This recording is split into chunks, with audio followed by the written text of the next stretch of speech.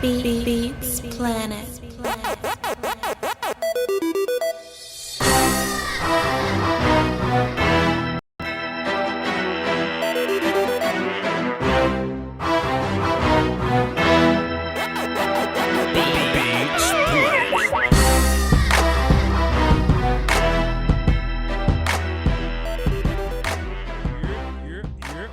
What's happening? Testing.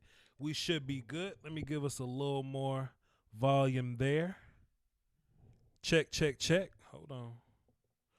Let me hit some buttons. Let me get it together. Yep. Can y'all hear me? Let me hit this button. Yep. Let me get it together. Here we go. That's a little better.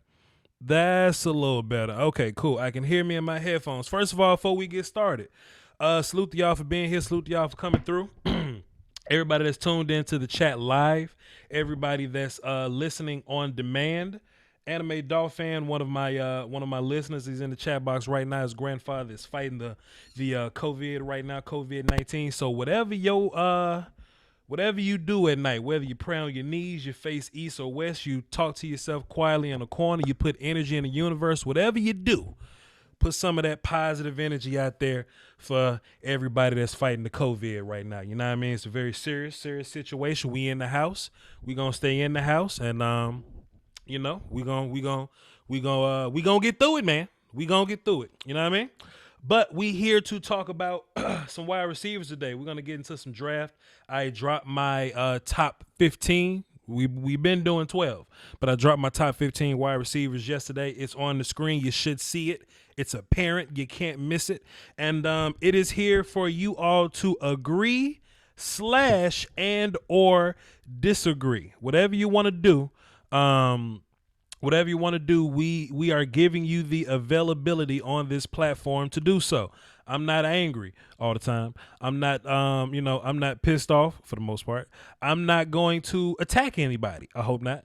But this is a safe place for you to come in and talk about your draft thoughts. My number ain't on the screen. There it is. It's cutting through my guys, but y'all should know who those people are. I have a very intelligent group of audience members here that are tuned in, so y'all should know who those guys are just by looking at their jersey numbers. So, like I said, man, this show is basically for y'all to get at me and talk about whatever y'all want to talk about. Disagree, whatever. But I just want to reiterate a point because I keep saying it. I'm going to say it till I'm blue in the face, and I'm going to say it next week for day 1 and day 2 of the draft. I don't believe in this notion that you can just get one of these guys in the 4th round and everything will be cool for you. Get the good guys while they're on the board. Get the good guys while they are there. I'm not a big fan of waiting around. Somebody was asking me, yo, Voch, what round do you take a wide receiver? Shit, first.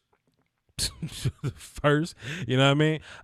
And the analogy I keep going back to, and I think it's a pretty damn good analogy, is why would you pass up DeAndre Hopkins just so you can get Cordero Patterson? That's one of my coldest thoughts and I've ever put together.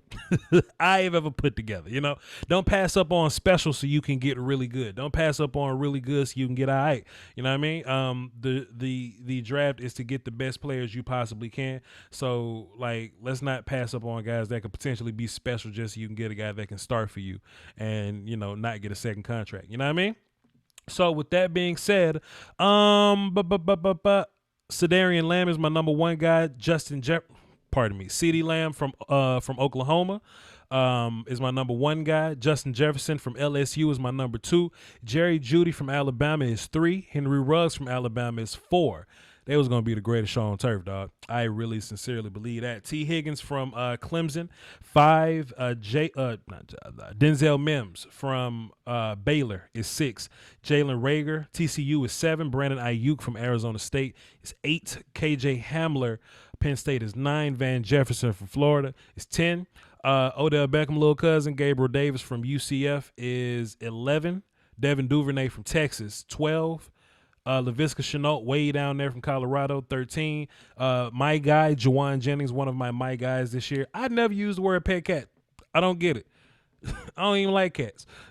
I just call them my guys. My guy, Juwan Jennings from Tennessee at 14, and Michael Pittman Jr. From USC is my 15th guy. So just in case y'all knew who guys were, but you didn't know the picture, the jersey number, if it was just kind of, whatever it is, that was me explaining it to you. Hopefully, I ain't got to do it again. If you want to call into the show, the number is 515-606-5187, access code 309104. This is a safe place. Y'all come on in. Let's continue to fill this thing up, and cool, we good there. My Patreon, I have a mock draft and a top 50 board over there. You can go get that if you want to get it early. Check out the merch. All those links are in the description. I will be wearing some Voch Lombardi merch for the draft or whatnot. I hope y'all are too. And let's get into these phones, man, because I'm trying to hear what y'all are saying. And of course, at the end of the day, we're going to get into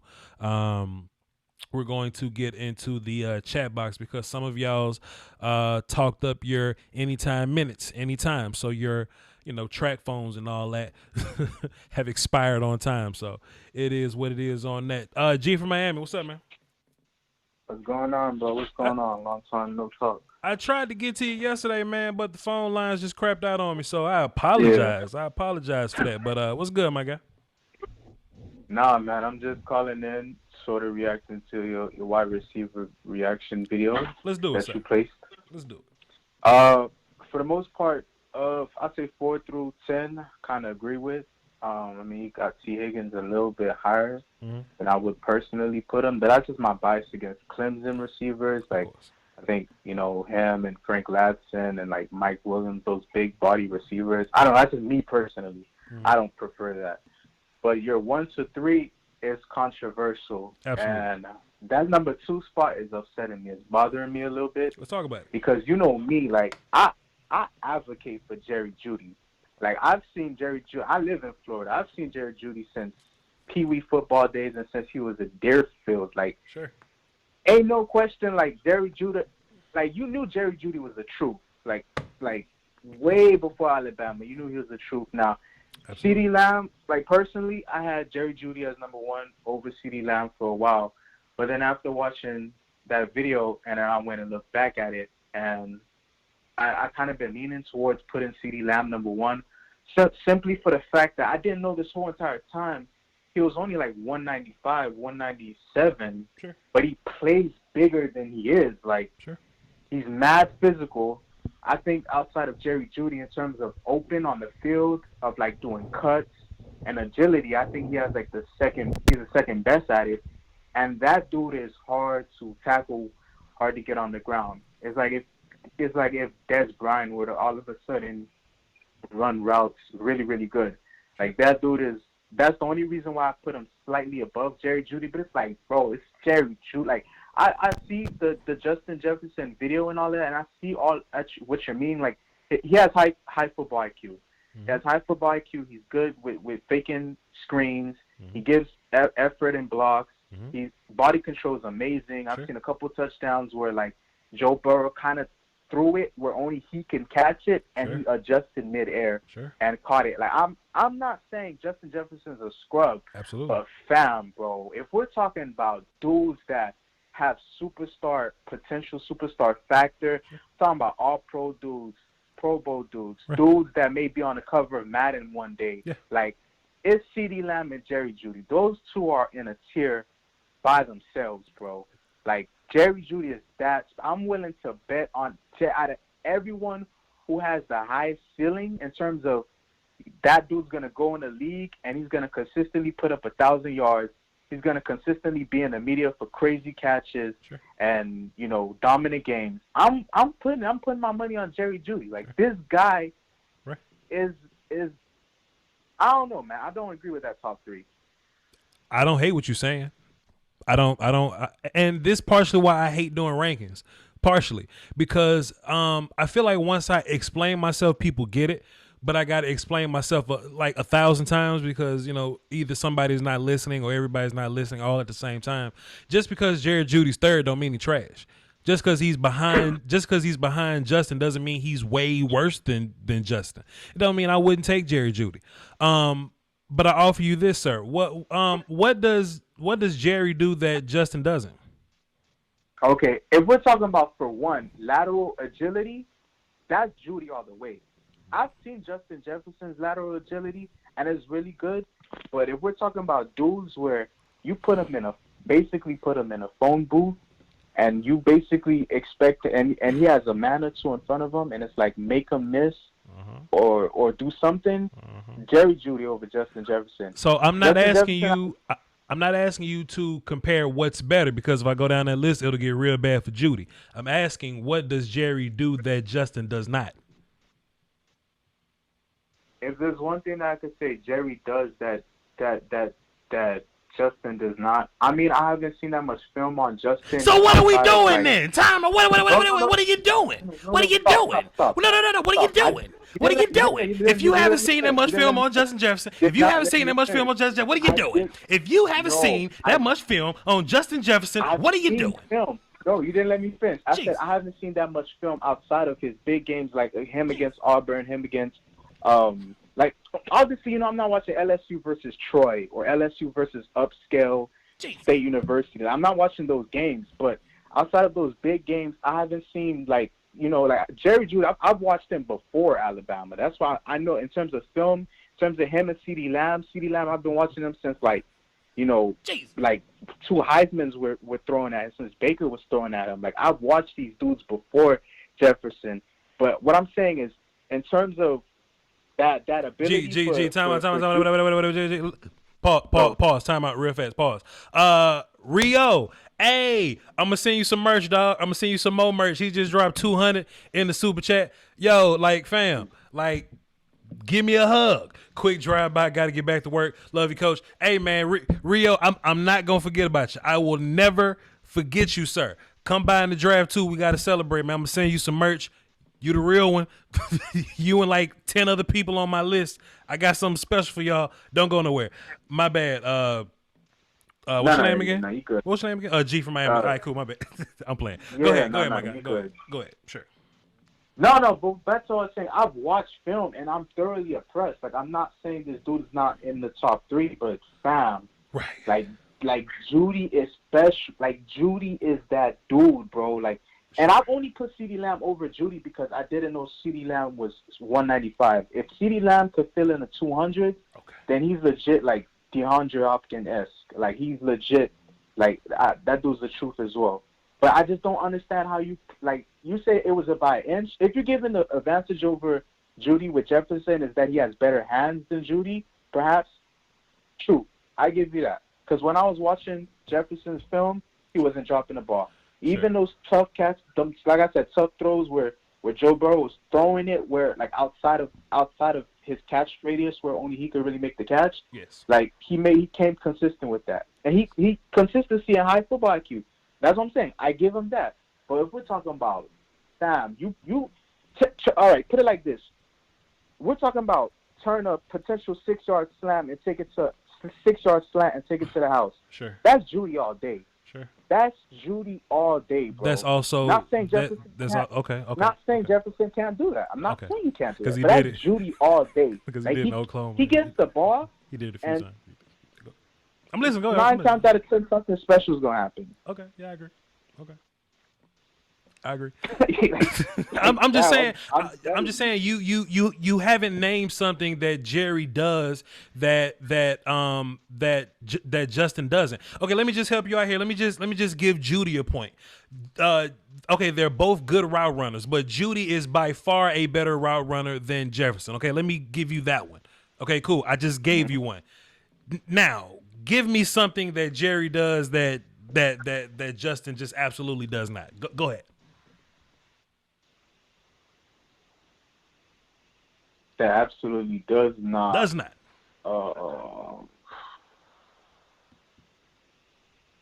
Yes, sir. All right. I mean, I'm not saying Judy is a good blocker, but because I haven't really seen him too block that way. But I've seen some film where you know Jefferson was kind of like okay with the blocks. They both are equal blockers, sir. Relax. Go ahead. All right, you're right. You got me there. I can't really say. Okay. Judy's like a tier above Jefferson in anything really. Listen, this ain't me shitting on Judy. I love Jerry Jeudy. He's fantastic. He was my number 1 receiver for a long time, but I just continue to do research around here.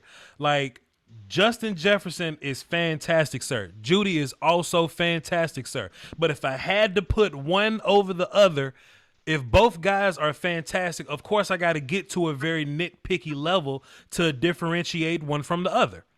I just got to do that. And this ain't me saying anything to shit on Jerry Jeudy. I don't think Jerry Judy's drops are going to be a problem. I mean, he has some drops, but I don't think that they're going to be an issue. But if I'm comparing him to Justin, I don't think Justin had any.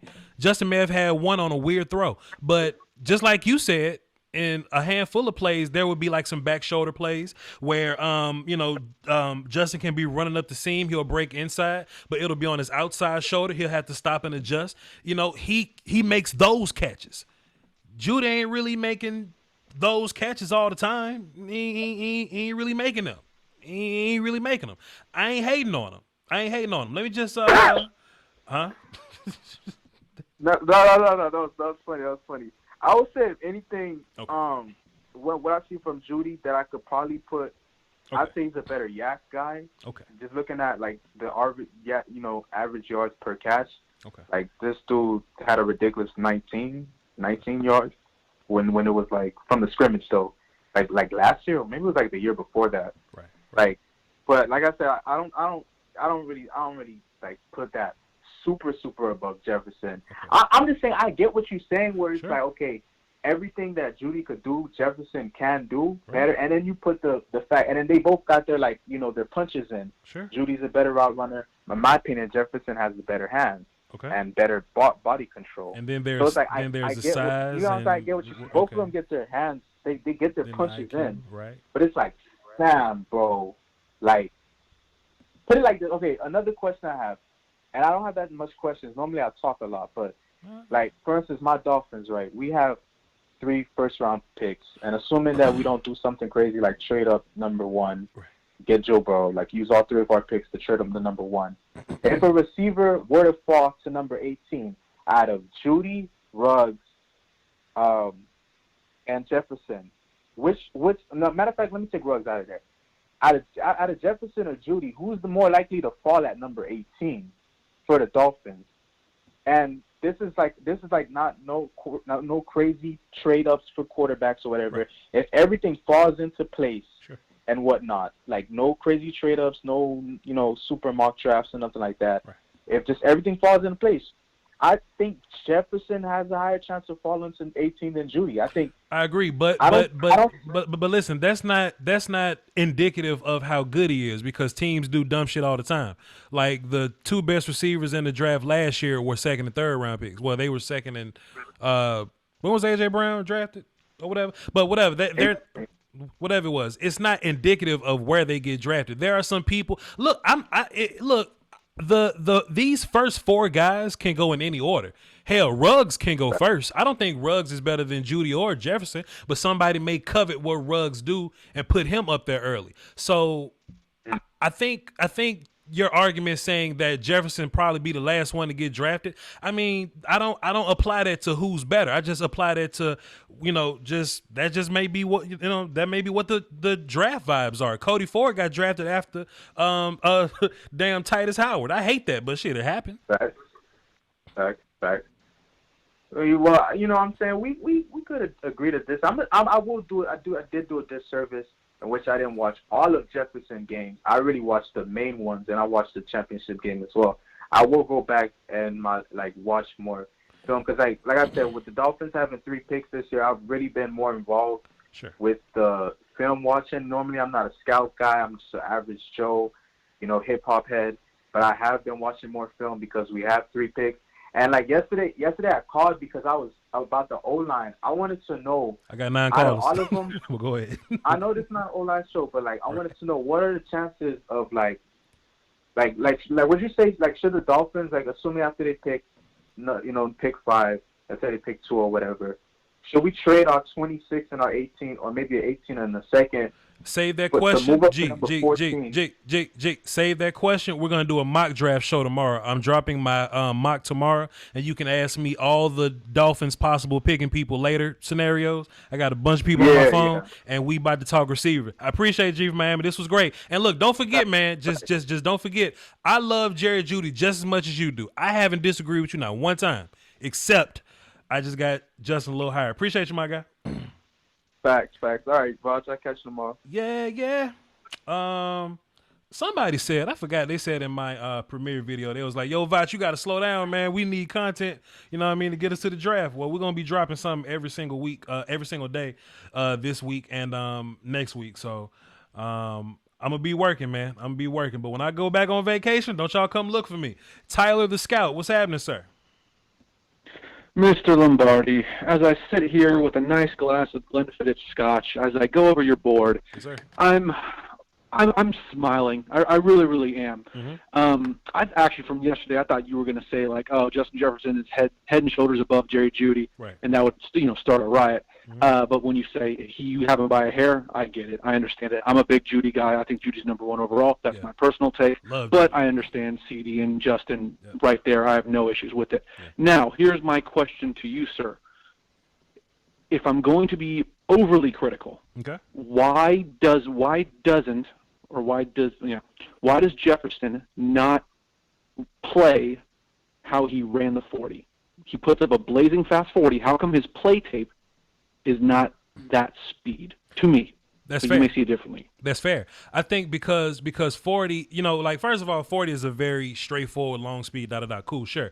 I think Jefferson shows that in that scenario. Like if he was to catch a pass, then turn and get upfield, I think you see that 40. But when we see Justin playing, like his play speed, I think we see him running while processing, if that makes sense. He's thinking. I get it. Right. One of my points that I made was that he thinks like a quarterback. Like if you watch enough Justin Jefferson, you find him finding holes in defenses. You find him setting up defenders, getting him open, right? Things like that. And sometimes you slow down that play just to get it, just to set it up, just to get it going. But then when the ball's in his hand and he's gone, he's gone.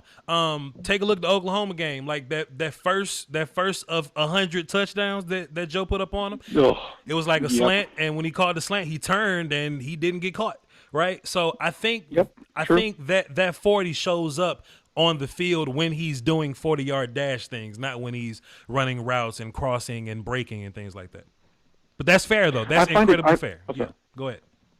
Oh, I'm simply saying I find it's kind of fascinating that Jalen Reagor looks so much faster on film, and then he goes out and runs kind of average 40 times. So I find it fascinating that some guys just have different play speeds on film.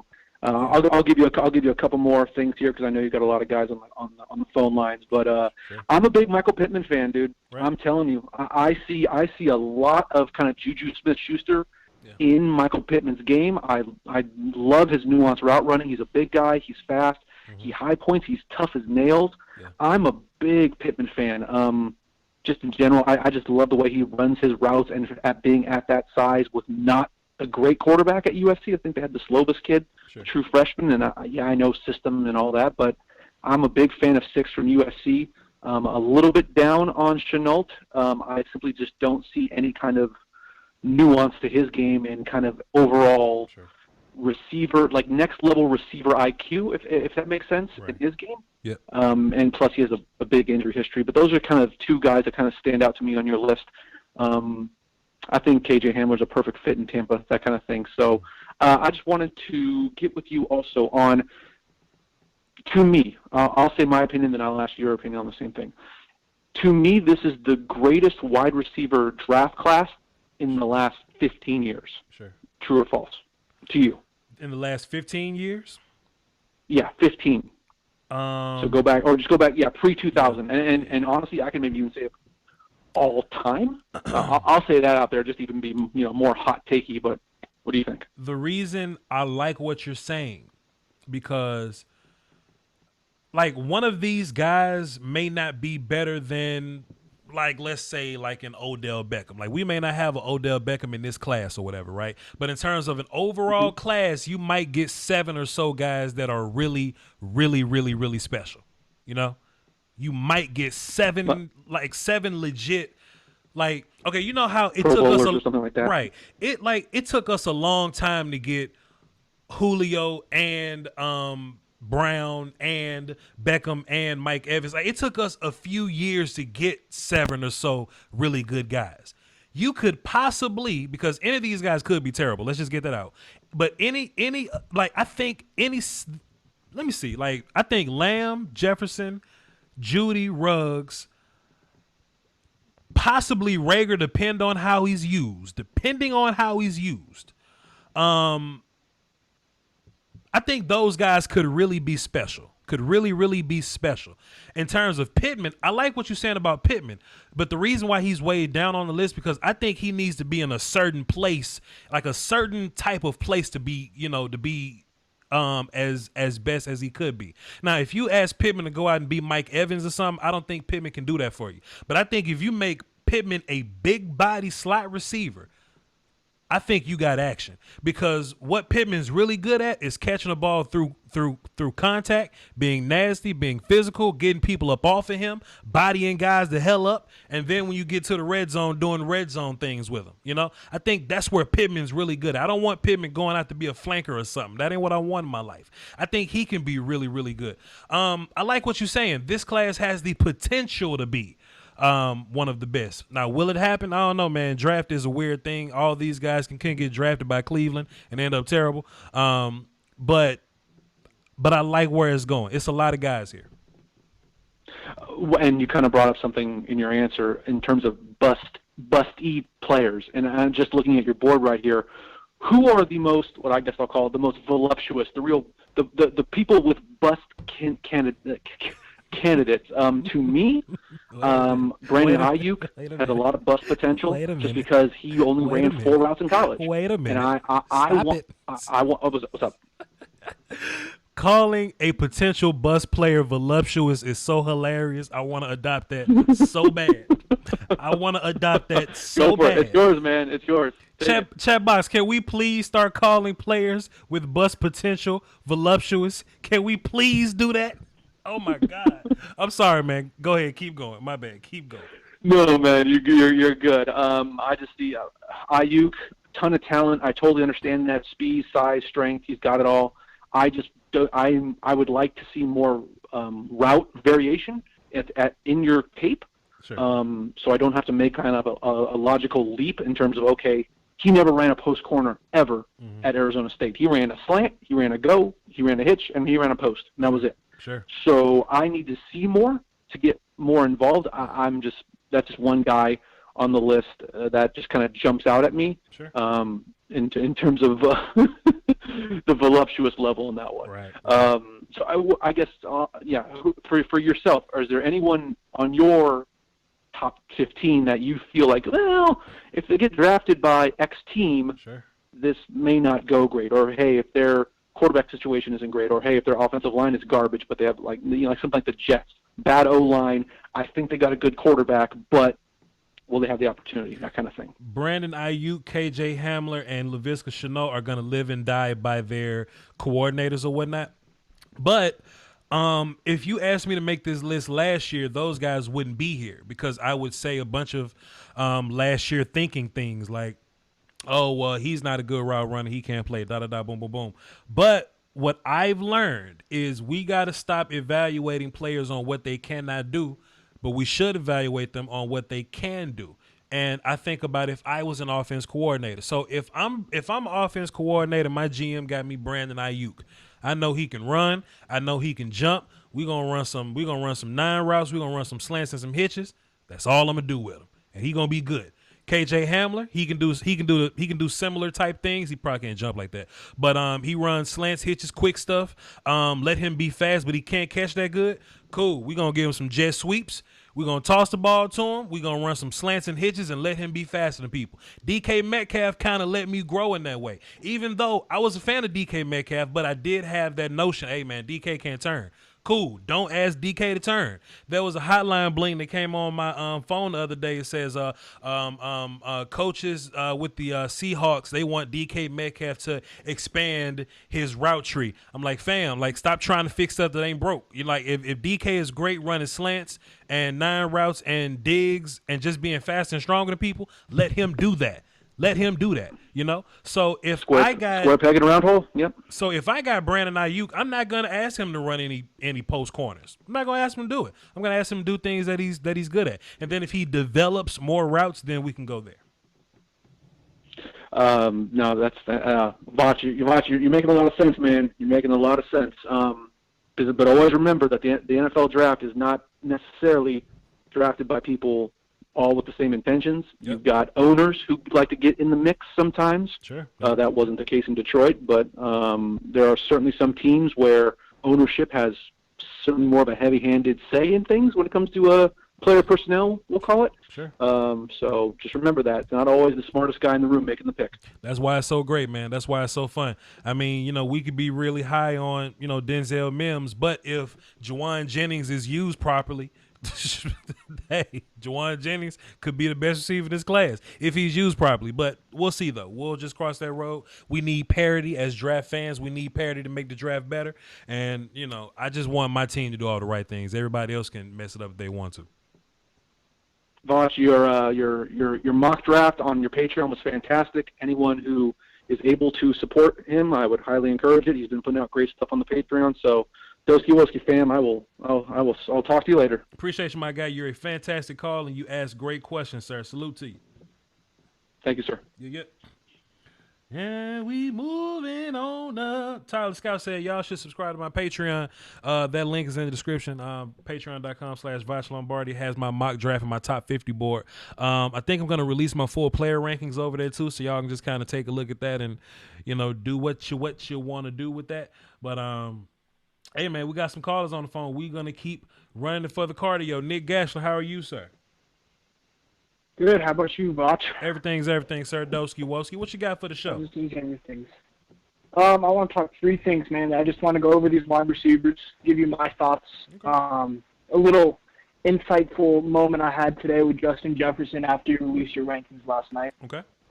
Then also want to talk Ezra Cleveland real quick because I've been hearing his name come up a lot in first-round conversation, and I turned on the tape today, and I'm not seeing it. Okay. We can I'm not seeing it.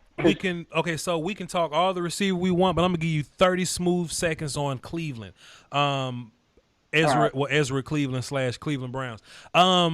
I hate that report even came out, and I hope it's fake. I hope it's smoke. I hope it's not real because the Browns have been in plenty situations where they try to get too cute and get multiple picks, but they pass up on somebody really good. They passed up on Watson, Mahomes. They passed up on Wentz. They passed up on great players just to trade back, get extra first-round picks, but to turn those picks into Jabril Peppers and damn David Njoku when you could have a franchise quarterback. I hope that's not true. I hope it's not true. Ezra Cleveland's not good to me. His feet will probably keep him alive, but he ain't great to me. I'm sorry. Not for me. Right. Not for Ezra me. Cleveland, you're right. His feet will keep him alive. Sure. But until he can figure out how to use his hands and punch properly, he's going to be a horrible offensive tackle. Right, but it is what it is, though. Talk to him about receiver, though, Nick. Go ahead. Quickly. One last point. If I'm the Browns and I have an opportunity to take the safest left tackle in the draft in Andrew Thomas or trade down for Ezra Cleveland for extra picks, it's a stupid decision. I'm going to take Thomas every single time. Sure. I just don't understand it. I really do hope it's fake, too. But Browns are going to drown, am I right? The Cowboys haven't drafted a left tackle in a decade, 12 years or something? like that means something. Ever since Tyron Smith got drafted. Like once you have a proper tackle, a proper offensive line, they hang around and you ain't got to draft them no more. It ain't sexy. Drafting offensive lineman ain't sexy, but the Cowboys ain't gonna draft the right guard for a long time. They not gonna draft the right tackle for a long time. So get it right one time and move on with your life. Go ahead, Nick Gash. What you got for the show? Mm-hmm. Wide receivers. All right, let's move on to wide receivers. Mm-hmm. Ranking it, like I found out this year that like at points, like ranking players is good when you talk about Joe Burrow being the best quarterback. But when you have like so many like wide receiver talents here, it's like, honestly, like I could take any of these top 4 guys, and I'd be confident that they're going to be productive and really good in the NFL. I think CeeDee Lamb is going to be a top 10 wide receiver in 5 years. I think Jeudy is going to be a top 10 receiver in 5 years. Sure. I'll say Ruggs will probably be top 20. And I'll say Justin Jefferson will probably be top 22. Probably. But that's Lamb, obviously, like just everything, like yards after catch wise. I think it was G from Miami who called in and said, I didn't know he played at 195. He plays like he's 220 in the contested catch ability and the yards after catch ability. I love his yards after catch ability. If you can like catch a ball in front of 4 defenders and run it back for a touchdown, you have a spot on my team. Like I really like CeeDee Lamb. Then again, pure grading wise, I like Judy better. His first 3 steps are going to kill you, and his route running is going to kill you. He has drops. That's just the nature. I guess that's the nature of it. I don't think the 40 time at the combine was very accurate. I think he's a lot quicker than it's led on field at least. And it's an interesting conversation because and the production backs up Judy as well. He's going to be a wide receiver 1 on the NFL level because he's used to this production. Same as CeeDee Lamb. And I'd even argue Justin Jefferson at this point because you made a good point. LSU has been a running team until 2019. Yep. They started throwing the ball this year. Thank you so much, Nick. That was another point too.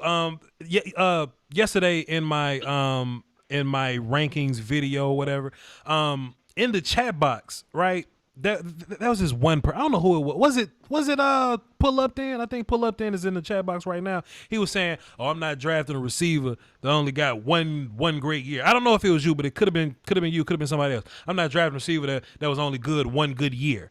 Well, LSU was trying to beat Alabama for years, until Coach Orgeron was like, "All right, cool. We're just gonna bring in Joe Brady. We're gonna throw the football, spread everybody out, and see what happens." And then you get the best, the best offense of all time immediately as soon as you make that decision, right? So I don't think that applies here. Because he was on a run first team, you know. Like I mean, to be fair, I didn't hear of him then, but I've heard of him now. I know who the hell Justin Jefferson is now, so I ain't trying to hear that. Right. But go ahead, my guy. So like production for him, like if he's gonna put up 1,000 yards and however many touchdowns he put up this year, I'm game. Like he can be a wide receiver 1. And you know, when I originally watched touchdowns, man, I knocked him on his lack of route tree and stuff like that. But I went back and watched the film today after you put him as a wide receiver too, because I want to see what am I missing about this guy. Because I trust you as a scout, and I'm going to trust your eyes and see where our differences are at and what I can gather from that. And what I gathered from that is Justin Jefferson's a really good route runner, a lot better than I give him credit for, and he's going to make up for lack of route tree on the next level, in my opinion. Because he some of when he gets to the breaking point at the stem, some of the delays he does and little quick movements, I really like that stuff, and that's going to throw DBs off on the next level, right? Similar to what Judy does. I just think because he doesn't show the 40 speed on tape, I feel like I put him a little bit lower than these other guys. And I'm ready to change that up because I've watched Justin Jefferson film, and I really like him. I don't think he's a wide receiver 2. I think he's more so wide receiver 3 or 4, but he's definitely going to be a first-round pick in this draft class, and I'd be happy if the Broncos drafted him in 15. And that's fair. That's totally fair. You know what I can kind of liken it to, though, Nick Gashler, and I'm just kind of making this up on the fly. I could be totally bugging. Chat box, tell me if I'm bugging. I think Jefferson doesn't always show that 40 time because we're maybe accustomed to receivers just hauling ass 100% through the whole route. But and I could be bugging here. Y'all just tell me if I'm bullshitting right now. But could we look at Jefferson's route running like we look at Le'Veon Bell, like his patience in terms of setting up blockers or whatever? Is Justin Jefferson setting up defenders like Bell would set blockers up? Because, I mean, I forgot what game it was, but I know it was like an in-breaking route, and Jefferson would go up. He'll leverage to the inside, break, head fake to the outside real slow, then burst back inside, show hands, catch the ball, and haul ass upfield, right? But it looks slow. Is it slow or is it patient, though, right? Because when he catches the ball and he gone. Ain't nobody catching him from behind. When that happens. And, Go ahead. Sorry, that's what I started seeing because like I remember first time through I called that lazy, but the second time through watching it today I'm like, that's not lazy. He's just being patient and letting the play develop so he can get that separation and breaking that route. Yeah. So I think you're right on with that thing. I don't think you're bugging at all. I think that's actually a really good point about Le'Veon Bell's patience, kind of doing the same thing Justin Jefferson's doing. I like him a lot. I do. I think that's an accurate take. And then Denzel Mims at 5 or 6. My bad. Mm-hmm. I like Denzel Mims. I think a lot of people are kind of just calling him a contested catch receiver, but at the same time on film, he's very quick, and he ran a 4.38 on the combine. So I think he can be utilized in more than just contested catch. I think he can get consistent separation and get downfield and make big catches like that. Mm-hmm. Mike Larry in my chat box says, how does Jefferson look on the outside versus press? Like a gangster. Justin Jefferson is good inside and outside. I think, to be fair, I think some of his best work came from the outside because he gets to use like more field inside. But I think on the next level he's going to be more dangerous as a slot guy because he has a two-way go. But he was able to do both. Watch your film. He does both. Right. And then I think Hunter Sokol in the chat box is talking about something. What are your thoughts on Brian Edwards from South Carolina? You got to be real careful with these guys that are not athletic, but they just football players. You know what I mean? So like Edwards, Tyler Johnson, even like Prochet to some extent. You know, they don't show natural ability. Like I need my guys to run a little bit. You know what I mean? Just to run. And if you don't run fast, you need to do something really well, like something else really well. And those guys, they just show traits of good football players, but you need more than just football players. Like Conor McGregor said, you need some attributes, man. I need to see attributes somewhere. You know what I'm saying? And I just don't see it from Edwards and Prochet and my Wisconsin guy. I don't see it from him neither. Cephas. Yep. Oh, like the Quentin Cephas or something. Yep, Quentin Cephas. Yep. I'm just not seeing enough. I'm not seeing enough athleticism from them. Right. I think I agree with that a lot. I think his speed is lackluster. I think his separation is a little lackluster. But then again, like at the same time, he can be a football player. But I just don't think I would pick him in the first 2 or 3 rounds, maybe. Sure. And then finally, Chase Claypool, because I saw Joseph Sandberg asked about that in the draft in the chat box, and I agree. What are your thoughts on Chase Claypool? Because I have my own thoughts on Chase Claypool, but I want to see what you think first. I don't know who his athletic trainer is that got him to run that 40 time, but that dude is he's a marvel to modern medicine. That dude is he's a damn leader in this community. He must be the same dude that got Renfro. Hunter Renfro to run a good 40. They must got the same trainers. I don't know, man. I'm not seeing it with Claypool. Like, I know we was just talking about Jefferson like looking slow on film, but Claypool looks slow on film, man. I don't know. I don't know where that come from. I agree. Yes, he's size guy, but I'm not a big fan of like just being size guy. That's why Colin Johnson not on my list. Claypool at tight end, his speed looks a little more attractive with him being at tight end than receiver. But I think he got a lot of his hype from the combine. I think he got hype from the combine, and just look. Even if you watch his like Senior Bowl stuff, he wasn't really tearing up the actual playing of football, right? Like he measured well, but his playing of football wasn't great. If you look up Brad Kelly on YouTube, he got the wide receiver one-on-one cut-ups for Senior Bowl. I don't think Chase Claypool won one rep. He may have won like twice out of like 3 days, but just wasn't enough for me. Right. Yeah, I agree. I think he's like athletically, like he's attractive, but as a receiver, like a football player, it's kind of like the opposite of Brian Edwards, right? Brian Edwards is a great athlete. Or not a great athlete, but he's a solid football player. I don't think Chase Claypool is a good football player. I think he's a good athlete. Sure. I'll tell you 2 reasons why. His hands.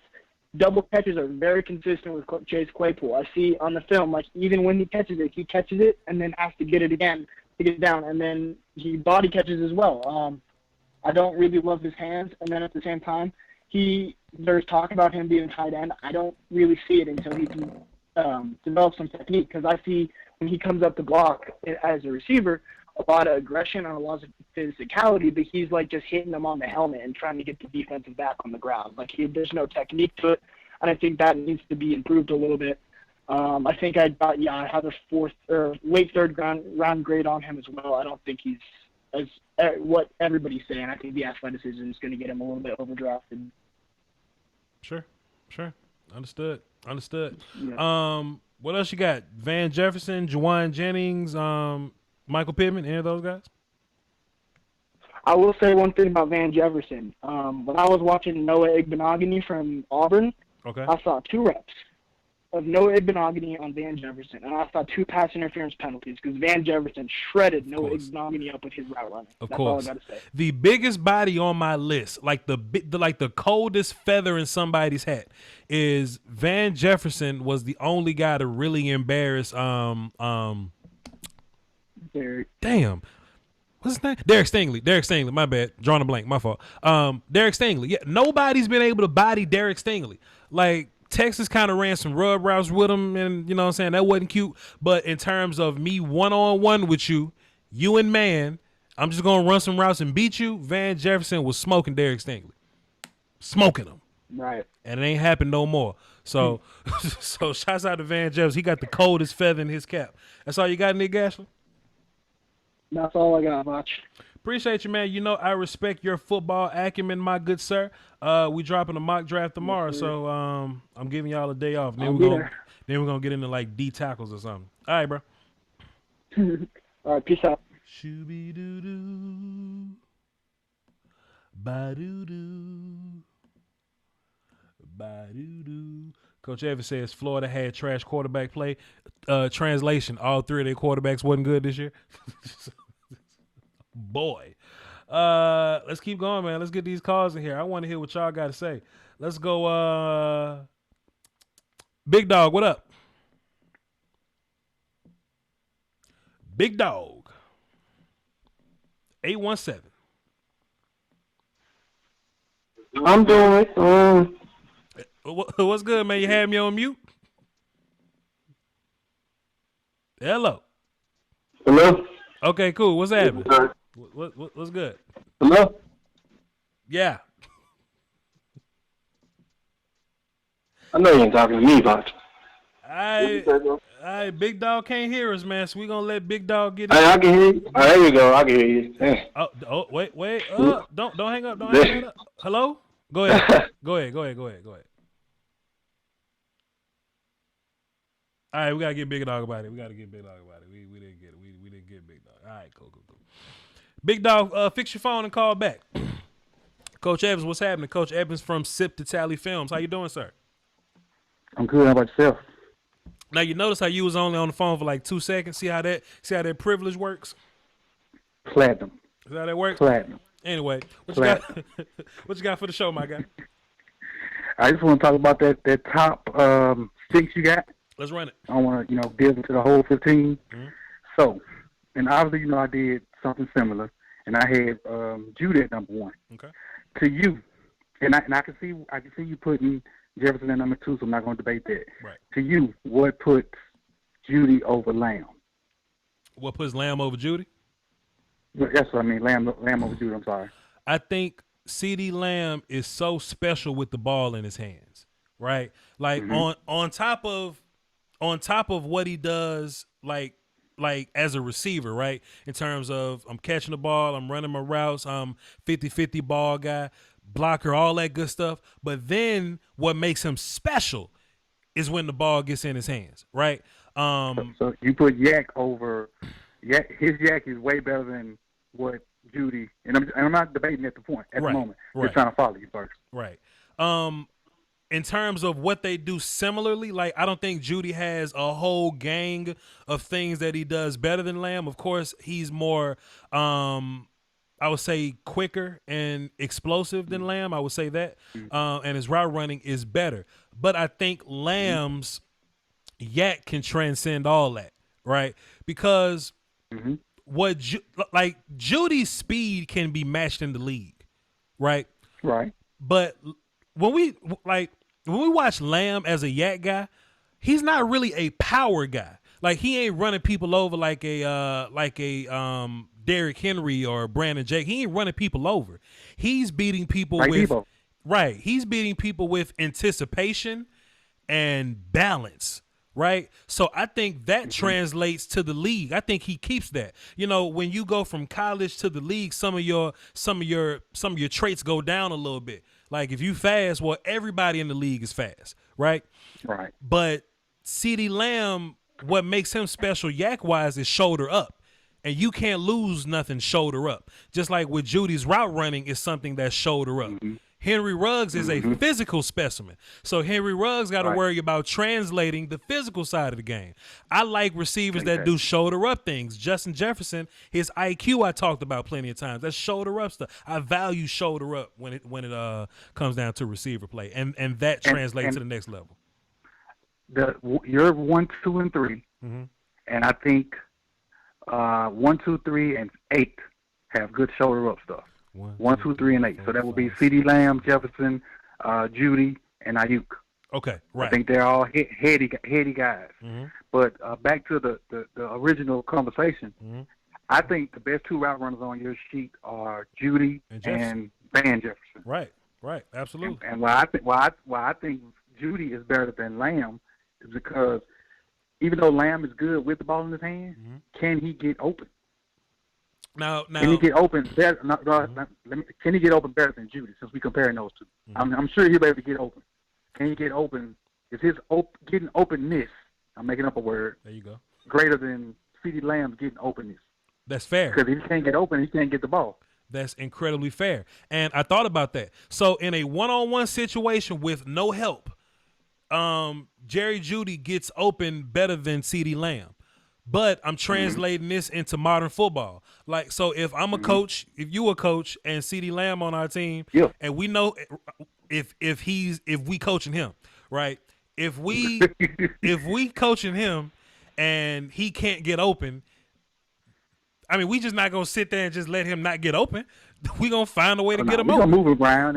Right, we're gonna move around. Okay, perfect example, right? Watch the LSU game. He was kind of having problems with Stingley. So what we do? Put him in the slot. Put him in the slot. Then next thing you know, 70-yard pass. Easy peasy. You know what I mean? So I agree. I think in one-on-one situations, some guys are better than others. In one-on-ones, Van should be top 3 in one-on-ones, but it's a lot of other variables. You know, like this list is physical traits will translate also how can they be used. Juwan Jennings probably shouldn't be on this list, but if you find a way to get the ball in his hands, ain't nobody gonna tackle him. You know what I mean? Right. So it's just how you would use it. Fair point though, Coach. And the 2 number 5s, Mims and T. Higgins, those to me could be a toss-up. They could be a toss-up. Yeah. Because T is not a fast guy. Right. He like that old school player at the court that move in slow motion, but you can't stop him. Sure. His crossover slow, his jump shot ugly, but he get buckets on you all the time. Long stride.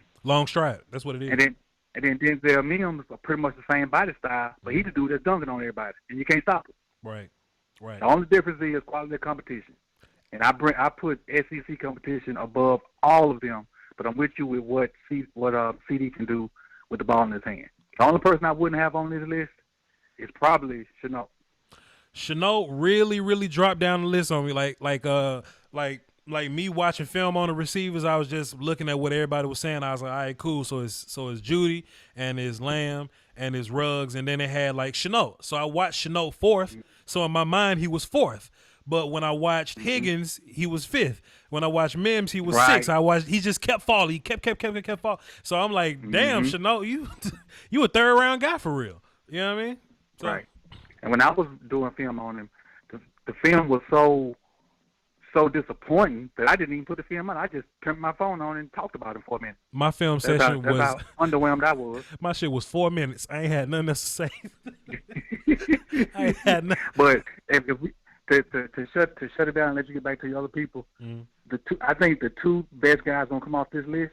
Yeah, it's gonna be Lamb or Judy.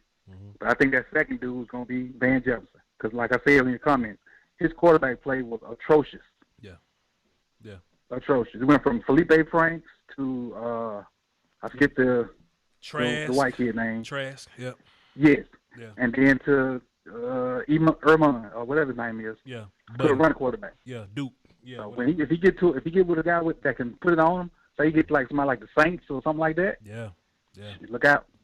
We'll see, man. We'll see what happens. You, Coach, thank you so much. Fantastic information. Coach Evers from Sip to Tally Films. He is currently in draft mode right now, so he has some quality insight in terms of draft. But when draft is over and we all go back to our respective houses, I do Cowboys, and he's going to go do Baltimore Ravens. So y'all check out his Baltimore Ravens content if you're a Ravens fan, but y'all should go check out his draft regardless. Appreciate it, man. Appreciate it. Salute. Yeah. So Big Dog back on the phone, so I hope he turned his house down this time. Let's check in on first of all, let this go through. All right, cool. Remove that. I think we're gonna lock this conference up. Hey, if y'all want to get your last minute calls in, because after the Big Dog call, I'm locking the phones up. I just like this receiver talk, so I'm letting this show go a little longer. We normally do like hour shows. Like, I think we're going to extend this because this wide receiver conversation is a really good one. It's real thick in the community. And, I just really want to hear what y'all got to say. So if y'all want to get your phone calls in, get them in now, because when I get Big Dog off the phone, I'm locking the conference. So I'm giving y'all however long this conference is to whatever. Big Dog, what's up, man?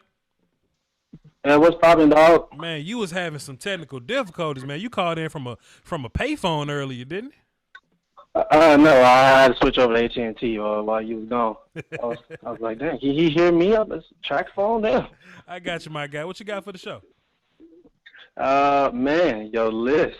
I'm just looking at your list, and I'm like, but well, first off, before I jump on you, I'm like, well, maybe let me understand how you drafted. Like, was you drafting? Or how you selected your tops? Because I'm not sure if you were doing it based off who you think people are gonna draft, no, who you think the best talent is, or I base this. You see trades happening. I was like, before I jump on, let me make sure, because it depends on how you selected these folks. Sure, it's based on traits. It's based on your combination. It's a combination of traits, your pedigree, your production, your work, and the biggest factor, the one that puts precedent, that puts the rank over anything, is when I'm coaching.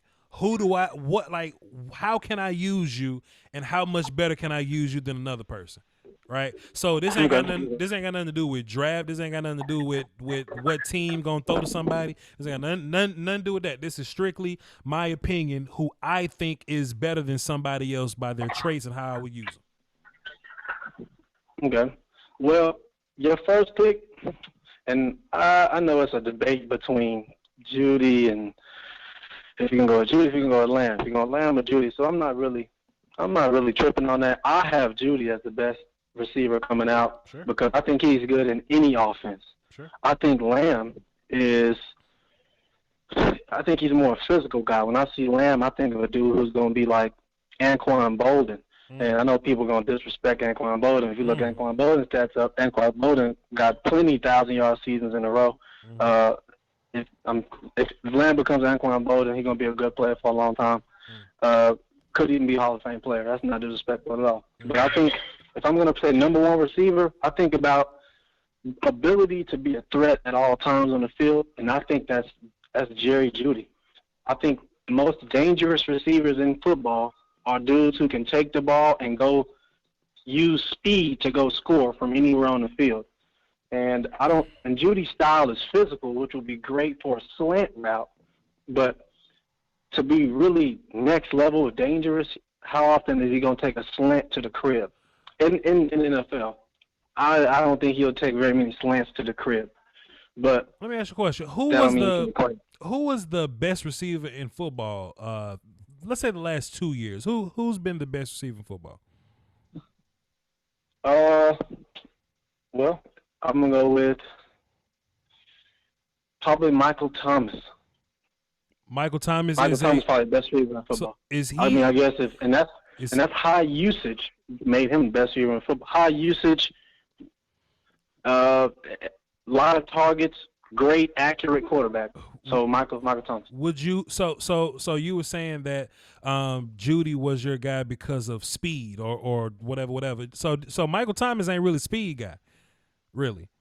Michael Thomas is not, but I don't know if Michael Thomas can be, 150 catches with the Cowboys. How much catches would Michael Thomas have in the Cowboys? He'd be about as good as Dez Bryant, to be honest, and that's no disrespect either. But I think where he's at makes him better than what he is. If Dez had always been with the Saints, I think Dez could have went out there and caught 150 balls from Drew Brees and just put them all on the money.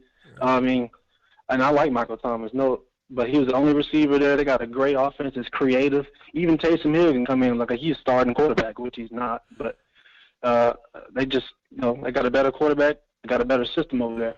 There are plenty of receivers in the league that aren't burners that are top tier. Mm-hmm. There's plenty of them. Oh, for sure. I got Judy number 2. I didn't say I'm sorry. I got Lamb number 2. I ain't saying he ain't cold. He's number 2 for me. Okay, cool.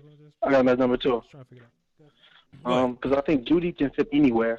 Lamb is going to fit on a roster, not everywhere. Lamb fit everywhere, Mike. And that's just Lamb fit. He fit with Dallas, though. I'll tell you that he'll fit with Dallas. Lamb fit with everybody, inside, outside, any team. He fit everywhere. But go ahead.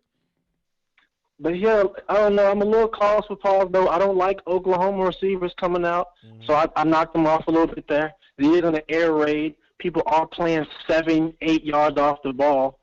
So, and he's a 4. I think you said it right. People can't run with him. So, I don't know. I also think I don't know how durable you can be either if you running over a lot of dudes to get yardage. So I don't know how well his yards after catch will be in the NFL. Well, I'll still take him at number 2. He's yak guy, but he doesn't make guys like he doesn't break tackles by running guys over.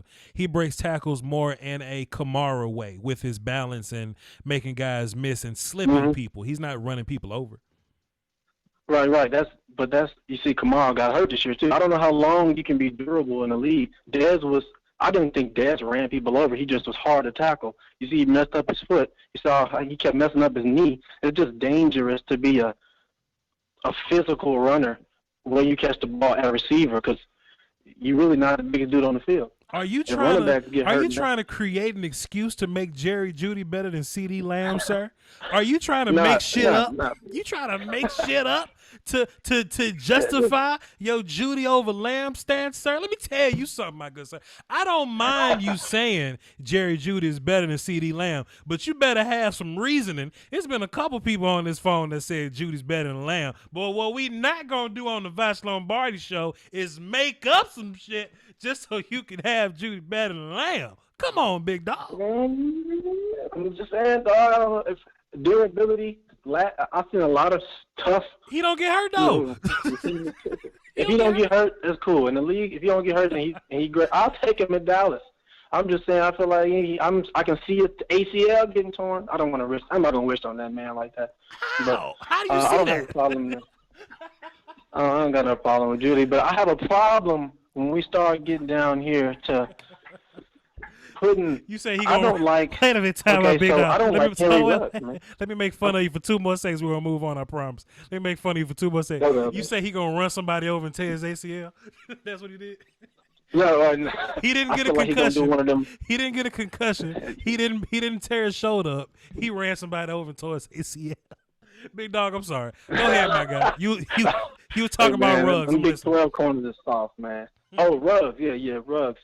I'm not a Ruggs guy, so I know it sounds like, oh, y'all speed. I'm really not. I need a little bit of a balance.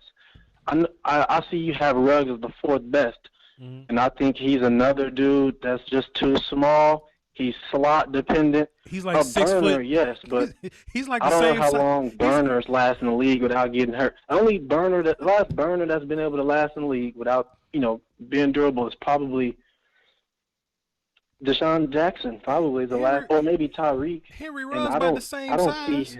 Henry Ruggs is he's about the same size as the top 3 guys. Yeah. I mean he ain't small. He weight. look like he got no weight on him. How much does he weigh? They all 200 tops. They all about 195 to. They all weigh the same. They all the same height and weight almost. They all like 6'1" to 6 foot, 190 something to about 203, 205. They all the same size. Well, I've seen Ruggs in person. He cannot be taller than 5'10". Somebody lied. Are you making up stuff to hate on Henry Ruggs? No, this is just Ruggs is cool, but I don't think that he's better than your guy who you got behind him. I don't think that he's better than Terrell at all. I just think he was fast and he played with Tua, and the open system of Judy and I forgot number 6 name, and then just the ability to throw the ball anywhere with Tua. I think that made Ruggs seem better than what he is. I don't think that he's the 4th best receiver.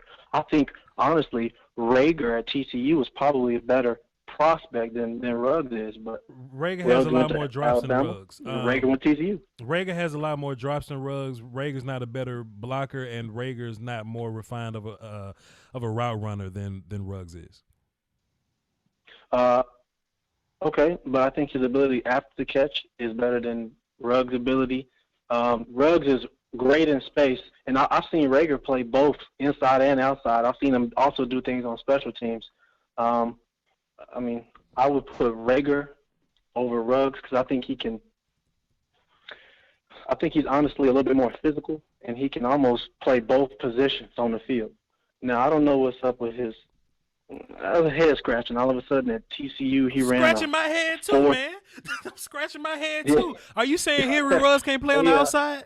He made his money on the outside. What are you saying? I don't see a guy that's going to be able to take no press man coverage. Nah, I don't.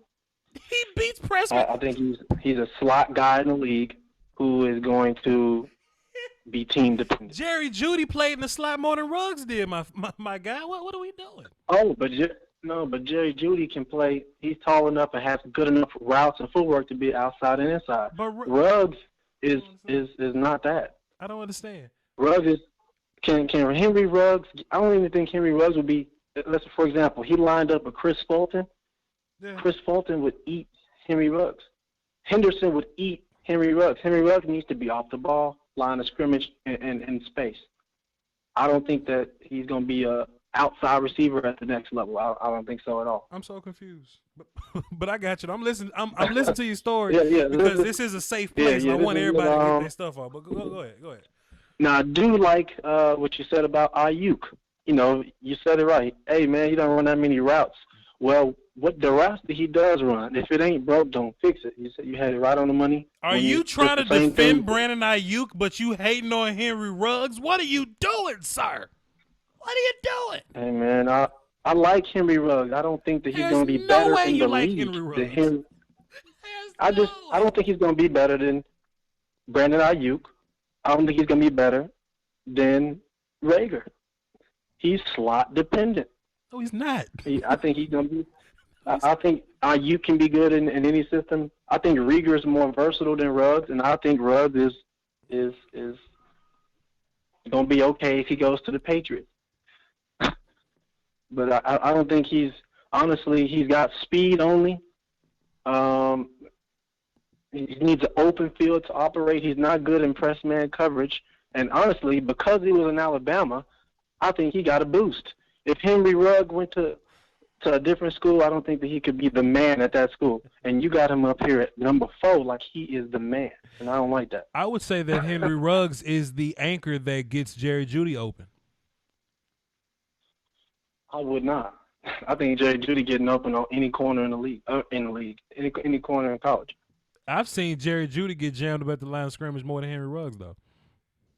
I think that's because Henry Ruggs probably playing the slot and gets 3-4 yards off the ball. Henry Ruggs does not play in the slot. Henry Ruggs is an outside receiver. He's the flanker guy. Devontae Smith is like the X. Jeudy plays slot for the most part. What are we doing? Jeudy plays slot on a big downs and need the players to get over for a first down. You're going to see Judy out the slot because that's the go-to guy. Yeah, they put Ruggs on the outside, but when Ruggs was effective and was breaking tackles and running downfield wide open, he was in the slot. We watched the Alabama film. You'll see when Ruggs was going off, he was in I the don't slot. have to rewatch Jeudy went Alabama. off. I've watched whenever it thousands of he was times. anywhere. I watched it thousands of times. Oh man, big dog, you know you one of my favorites, dog. I appreciate you, man. No, yeah, I get you. You know what I'm saying? Keep in touch and call in when it's Cowboy season. Appreciate you, man. For sure. I'll let you. Oh my God. And I tell y'all what, this ain't ESPN. I'm gonna scream at you if I don't like it. If I don't like what you're saying, I'm gonna scream at you. Oh man, Jesus. Let me lock the phone. I don't want nobody else calling that. The conference has been locked. Terrence, Greg, Antonio, 574 and 614 are our 5 callers we're going to hold on to. And then we're going to get into the chat box, answer some questions, then get up out of here. Tyrone Church dropped 5 in the super chat and says, you better cut out that Henry Ruggs slander. I agree, Tyrone. I agree. Thanks for the super chat. Terrence, you think Henry Ruggs can only live in the slot, sir? Hey, yo, first let me say this. Voch. Yes, sir. I said your name right now.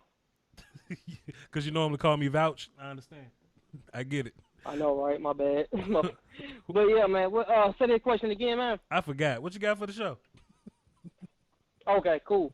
All right. First, let me get this, man. School me for a second, man. Tell me, really, why did you put Justin Jefferson over like Jerry Jeudy and stuff? How long you been listening? Tell me why. How long you been listening? Huh? How long you been listening? I've been listening for a while. I've been listening for a while. Only thing I know is just only Jerry Jeudy is better at route running. But I'm just trying to see, like, it's just I can't get off that film when he played against Florida, Justin Jefferson. C.J. Henderson, he was on him, but he wasn't shut down though. He still had to able to have 7 catches, 79 yards. I think some relatively close to that, sure.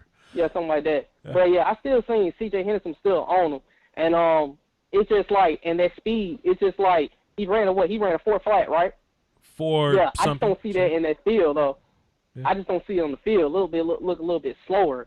Yeah. But just tell me though, man. You must have just cut the show on. I got you. I think both players are very close in terms of one guy doing something that the other does not do. I think that they're very close in terms of traits and different abilities that they bring to the field. For your Florida question, he had 10 catches and 123 yards and a touchdown. There you go. Okay, cool. But in terms of skill set, I'm talking about both of them right now. They both they both can run. They're both route runners. Judy's a better route runner, but they're both route runners. They both can be yak guys. They both have the pedigree. They both have they both played against top tier competition, like you said. Production, all that good stuff. But I think it's a razor thin competition. It's a razor thin thing. And the two reasons I have Jefferson over Jeudy is I think cerebral players translate a little better, and I think that Jefferson, in terms of him reading defenders, him reading entire defenses, and getting on the same page with his quarterbacks, I think that's a very valuable trait. And we were saying earlier. I see what you're saying. We were saying earlier, about his movement speed. I don't think he was running slow. Mm-hmm. I just think he was being patient, because once he got the ball and turned upfield, then you saw his real jets come out. And the other thing that really kind of separated this thing, is razor thin. Like, I had to nitpick this. Jerry Jeudy had about 5 or so drops this year, maybe like 4. Then he had a few last year. Justin Jefferson had one that I really don't even blame on him, but it is one. So it's hands ability and shoulder up stuff that put Jefferson over Jeudy for me. Okay, gotcha. Okay, another thing too. Okay, if we don't get those the big three or Justin Jefferson, if let me say this then, let me ask you this: who you like better to get at second round? If we don't get a wide receiver in the first round, if we get a wide receiver in the second round, it's either like this: T. Higgins, Denzel Mims, or Jalen Reagor is up in there as well too. The reason why I put those two first, because they both tall dudes, big dudes, and you don't really can't to me, I really can't see them as a slot guy because they're too big for me and not too fast like that. So, what's your opinion on that? Like, who you rather take? I think either of those three for the slot position. I think you said Rager, Mims, and Higgins. I think those guys are going to be first round picks. You were talking about second round guys. I think guys that are going to be in the second round. I think that's where Hamler and guys like Brandon Ayuk. You know what I'm saying? Those are probably going to be your second round guys. Jefferson's probably going to be a second round guy. So would I take like Van like if I'm looking for a slot and I'm trying to get a receiver in the second round, I wouldn't mind getting Van Jefferson and putting him at the slot and letting him play in the letting him play in the slot, draft him in the second round. Hello. Well, his phone hung up, so we gonna get him up out of there.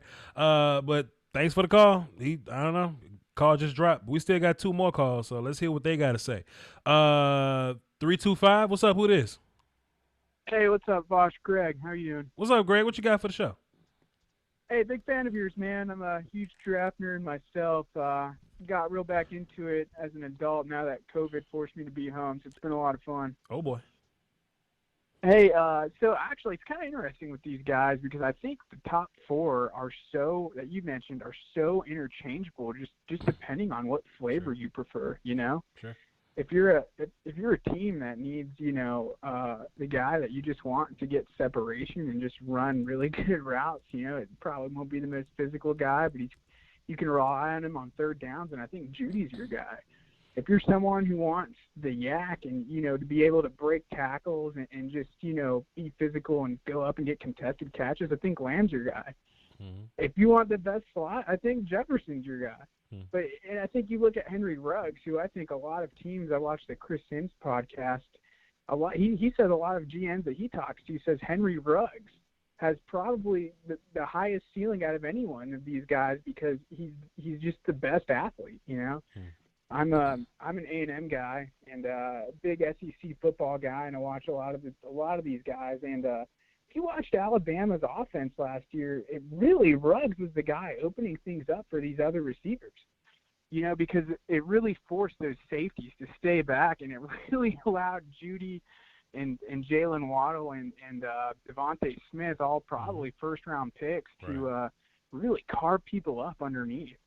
I think people will point at Ruggs' lack of production as a bad thing, but if you watch that team, he really was kind of the guy that made it all happen, in my opinion. Defensive coordinators, a defensive-minded coach, I think is going to prefer Henry Ruggs over those top 3 guys just because it limits what you can call, because you have to keep a safety back there if your corners can't run. Totally agree, and that's a fantastic point. Like if you had to look at it from defending, Ruggs is the most dangerous because he's the guy that can beat you in one play. Lamb and the rest of the guys, they can get you in a few plays, but if Ruggs run past like if you run cover 0 versus Ruggs, cover 0, cover 1, good luck to you. Cover 3 even. So I agree. Yeah, exactly. And I think again, it just depends on your flavor. I'm a big Broncos fan, and we kind of have our big possession guy, and I think Ruggs would just be the perfect complement. And if you're an offensive-minded coach, I think you prefer Jeudy just because of what I said earlier. He's going to create separation. He creates separation kind of like Antonio Brown. It's been a long time since we've seen a guy run like that, and I think you're totally spot on in comparing that Judy and Jefferson are both such similar receivers, and you can't go wrong with either one. But I think what gives Judy a slight edge is just the speed factor. I think Jefferson actually has better hands. The dude can catch a lot of contested balls, but I think Judy just separates a little bit better. What's so interesting, Bosch, about this draft is the fact that in a lot of years is guys like T. Higgins and Denzel Mims, they're being talked about as top 15 picks, right? And this year it's so deep in the first round, not just at receiver but everywhere else. The top 4 guys you mentioned probably have a good chance of not going in the top 10. Just a crazy year when you think about it. Sure. Interesting, man. And so, that was my one big point today. Like I did a lot of fussing today. I feel like, but these top 4 guys, I don't hate anybody for whatever combination in which you put them in. You know, this just happened to be mine. This just where I'm at. Right. Right. And again, like if you're drafting for a specific team or you're looking for a specific skill set, you can interchange all these guys. You know, if you just want the best slot, you go get Jefferson.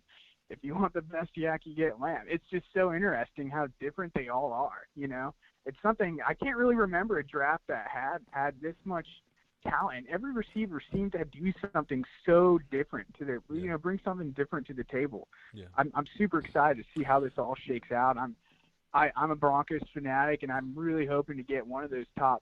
I'd really like Judy, Ruggs, or Lamb, but if we get Jefferson, like you said, you can't go wrong with Jefferson. There seems to be a going notion in the draft community this year that, you know, don't take a wide receiver early because you can get a wide receiver later. I've been avidly hating on that stance. I sincerely feel like I honestly feel like 6 of these guys could be first round picks, and you don't want to be the guy to say I'm not gonna get Jeudy, but I'm gonna end up with Gabriel Davis, right? I like Gabriel Davis. He's really good, but that's a hell of a drop off, right? Like don't wait till later, man. If you think that the best player on the board is wide receiver, get that wide receiver, man, because you're gonna mess around and wait till the 4th round and you're just gonna be sick with yourself. Next thing you know, in 3 years, you're gonna be playing against this one guy that you passed up and Gabriel Davis on your team, and you're not gonna give him a second contract because he wasn't good enough. You know what I'm saying? It's just get the best guy, man. Yeah, I totally agree. I totally agree with that. I think I would say after the top 4 that you mentioned that there's a big drop off. I think those 4 guys, they're day one starters. You can plug and play them. You know, I think you look at a guy like Denzel Mims, and it's real interesting because I think he, as a Broncos fan, he ran 3 routes at Baylor. You know, and Demaryius Thomas coming out was the same way. He was in that triple option offense, and he ran 3 routes. And there was a big question as whether or not, like, you know, that could translate into the NFL. And it did, but, you know, there's been other failures at it. A guy like Greg Little out of North Carolina tried to do it, and he couldn't a few years back.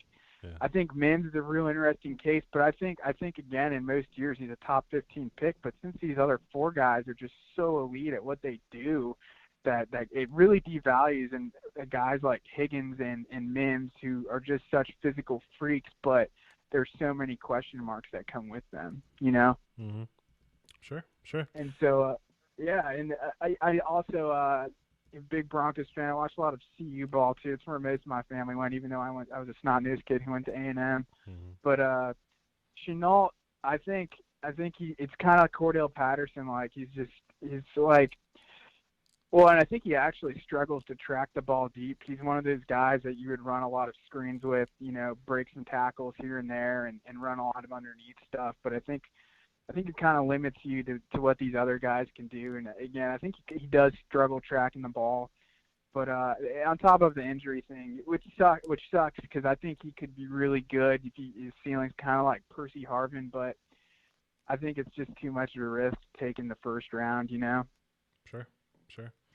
Absolutely. So, yeah, but pretty much, man, I don't have any problem with your rankings. I thought you did a great job. I'm a big fan of your work. I was a huge draft nerd growing up, but as I got older and, you know, big boy stuff came along, I really wasn't until this year where I got back into it. So I've been enjoying. I didn't discover you till this year, so I've been enjoying your videos a lot, man. I appreciate you, brother Greg. This show first time calling though? Yeah, first time caller. All right, then. Well, I'm going to plug you in platinum so I know who you are so you ain't got to wait all the way to the end of the show next time because this was a fantastic call. And Set It Off Chris in the chat box just said, I have some really good callers. This was very insightful. I agree. And that's why my platinum call system, that's why it's in place so we can have good calls, right? Like some people call in with some silliness. That guy, two callers ago, I was like screaming at my phone. I'm like, quit hating on Henry Ruggs, man. This is the problem with Big Dog. Big Dog is a really good Cowboys caller. So I have him platinum on the Cowboy side. But I got you. boy, this draft stuff, I need to make a platinum draft and a platinum Cowboys section because I don't know, man. Big Dog almost ruined it for everybody. But Greg, I appreciate you. Thanks for calling in, man. Hey, great talking to you, dude. Take care, man. Keep it up. Yes, sir. For everybody that may be tuned in now that maybe wasn't around earlier, we are going to be doing a live draft reaction. I know y'all ain't going to be doing that because we're still on quarantine. We're going to be doing live draft reactions on the day of the draft, day 1 and day 2. I'm going to be giving my thoughts and analysis on every single pick. It's going to be fun, too. I got some pretty fun, interesting things lined up for that, so y'all stay tuned and, be aware. Be tuned in for that. We're going to do an hour pre-show where the phones are going to be lit. I want to get predictions. I want to get thoughts. We're going to, do all that kind of stuff. If any kind of dumb picks happen, I'm going to open the phone back up real fast so we can make fun of your team. So you better hope your team don't do nothing silly. And we're going to lock the phones back up. And then we're going to open them right back up again for the post-game show. That's where we're going to get all of the reactions and get your thoughts. How did your team do? Are you happy with your pick? Are you pissed off? And we'll just kind of recap what happened. We're going to do that for day 1 and day 2. Day 3, I'm going to sit down, be a fan, chill, and relax because I'm putting in so much work. Hey, man, these phone calls have been fantastic. The conference has been unlocked. I'm going to open the phone lines right back up. I was going to do an hour 30. I want to keep going. Let's see if we can get a 2-hour show. We ain't doing nothing else. All I'm going to do is record a mock draft after this and, get ready to edit that and put it up for tomorrow and whatnot. So we got the phone lines back open, right? It's currently unlocked. So we're going to do phones till about an hour 45 minutes, I would say. An hour 45 minutes is when we're gonna end up doing the phones, and then for the last 15 minutes, I'm gonna ask the chat box questions because all of y'all can't call in because some people got track phones, Obama phones. Some of y'all talked up your anytime minutes, anytime, and some of y'all are international and y'all don't want to pay the long distance and roaming because y'all cheap. So I'm gonna give y'all an opportunity. I'm playing. I'm gonna give y'all an opportunity to ask your questions from the chat box as well. So that's how we're gonna do. Hey, Big Dog in the chat box, he said, hey, man, around this time is my favorite. I usually always sound crazy as hell. You did until I'm not. I watch my own film. I play big boy ball. I've met guys. I know talent. More importantly, I know hype. Well, Big Dog, I appreciate you, sir. I thank you for being here. Like I said, man, we have a very intelligent audience, my guy. I hold my audience in a very, very high esteem. I don't want to be know-it-all guy. Like I never want to paint myself as know-it-all guy. I respect everybody's opinion. I respect yours too, Big Dog, and I respect everybody in this chat box because if it was somebody with some nonsense, I would get my admins to get their ass up out of here quick, immediately, fast, and in a hurry. You see what I mean? So for the most part, everybody in this chat box got a pretty good opinion. Solid, somewhat.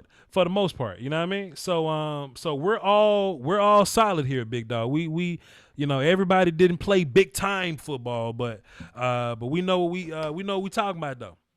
Hell, Nick Gasher, 15 years old, and 16, 15. Nick Gasher's a mid-level teenager, and I'll put him up against some adults, some 30-year-olds. You know what I mean? So,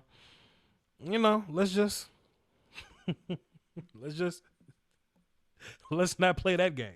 Let me take a sip of water before we get into these calls, though.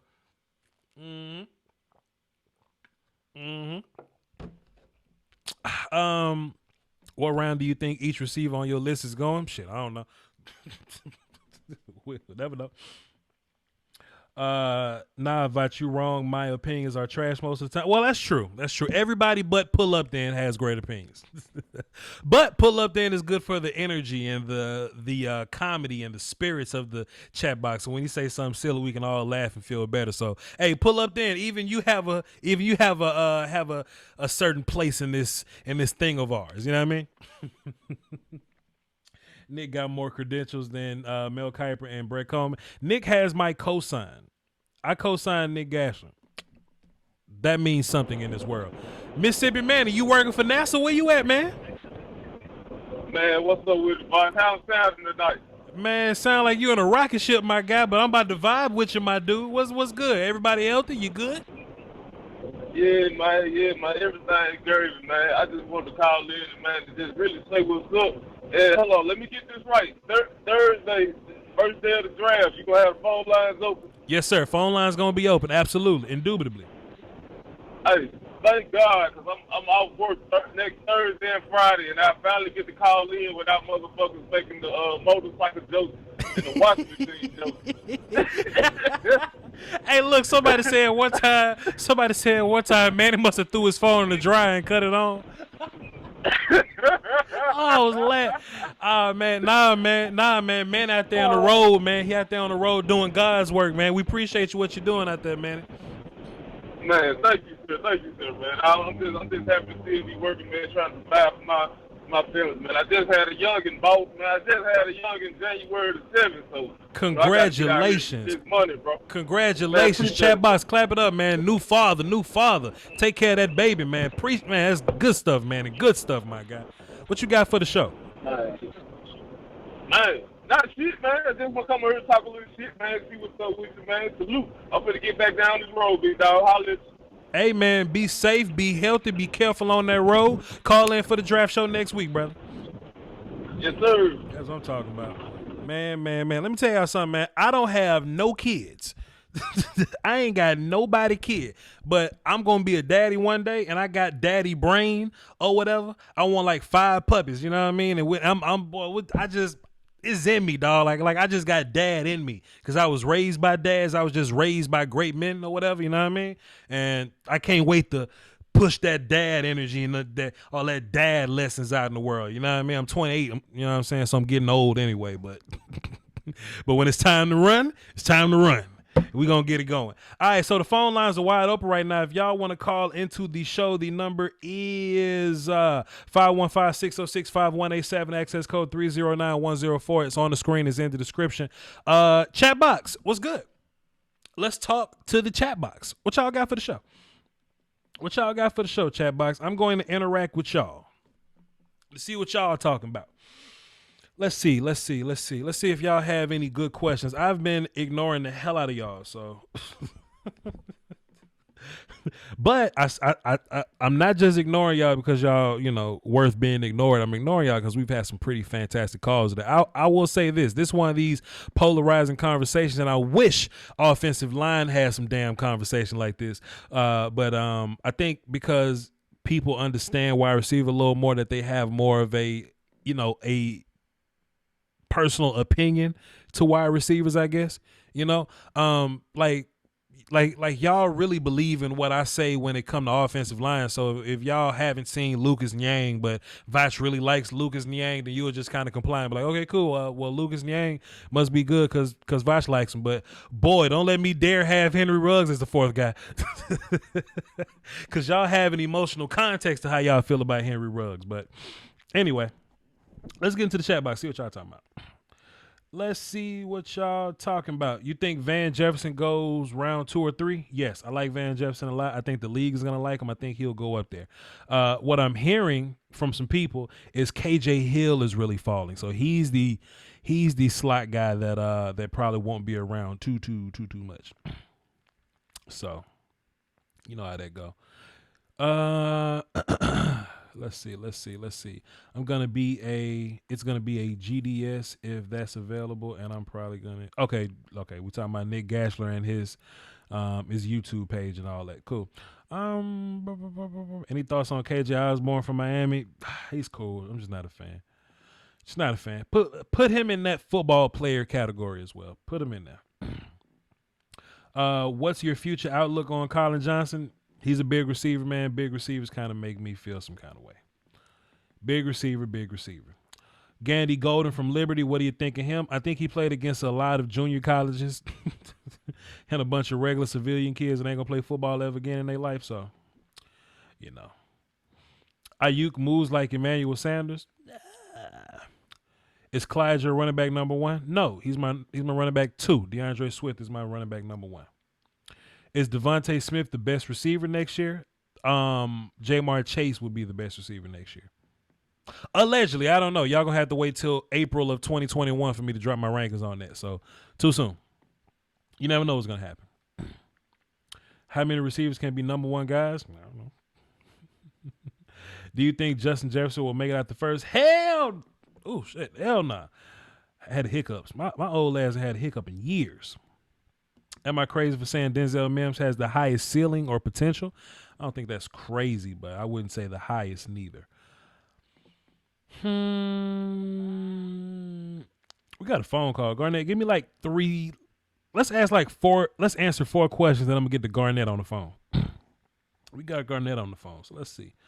Voch, unpopular opinion. I think Josh Jones might end up being the best offensive tackle out of this draft. What's your opinion on him? He's my tackle number 4. That's a very unpopular opinion. I don't hate you for it, but Jedrick is that guy. So I'm not gonna tell you to relax, but I just don't agree. What do you think the Raiders' chances are drafting 2 receivers in the first round? I don't think that'll be too intelligent, but hey, let the Raiders do what they're gonna do. Mavoch, I'm happy when the Redskins select Chase Young. Also, like Gabriel Davis, he's growing on me watching film. Gabriel Davis. Okay, wide receiver, UCF. Gabriel's cool. He's a big guy that can run, and I like big guys that can run.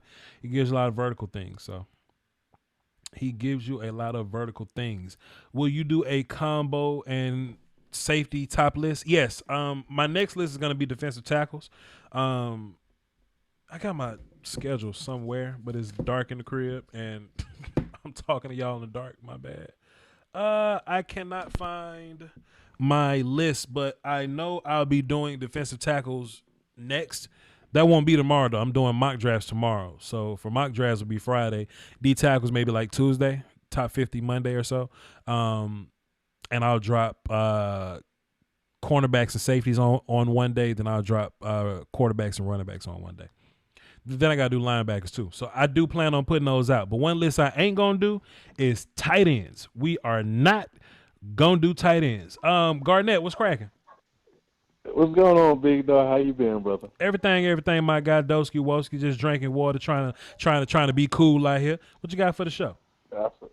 No much, man. I'm just looking at these wide receivers you get on my TV right now, and I'm just trying to figure out a couple questions. You know, I got a couple questions for you. So, okay. Hey, so my favorite route runner is Van Jefferson. Sure. But the all consensus is Judy. But sure. How close are they to you? I think Van Jefferson is also the best route runner. I just think Jeudy does a lot more as a receiver, and that puts him in the top 3 or whatever. But I absolutely agree. Van is the best in terms of technical route running. Van is the best route runner in this class. They're close. I wouldn't say that it's like really like far ahead or anything like that. Like there's not a big separation between the two. But I do have Van as the number 1 guy in terms of route running. Okay. Hey, see, I feel better about myself. I said that to like 10 people at my job. People looked at me, then looked at each other, and then like wanted to point the finger at me. I was like, man, y'all don't know football. Get out of my face. Shit, you wasn't lying to him. You wasn't lying to him. Van Jefferson special out there running routes, man. You ain't lying. Yeah, most definitely. And so what do you think about Brian Edwards? The reason why I bring him up is the reason why I was sat there and I watched all 22 film of him versus C.J. Henderson, and he gave him the business. Sure. So I don't know. What's your opinion on him? Based on his whole body of work, man, I just didn't get enough athleticism from him. That's all that was.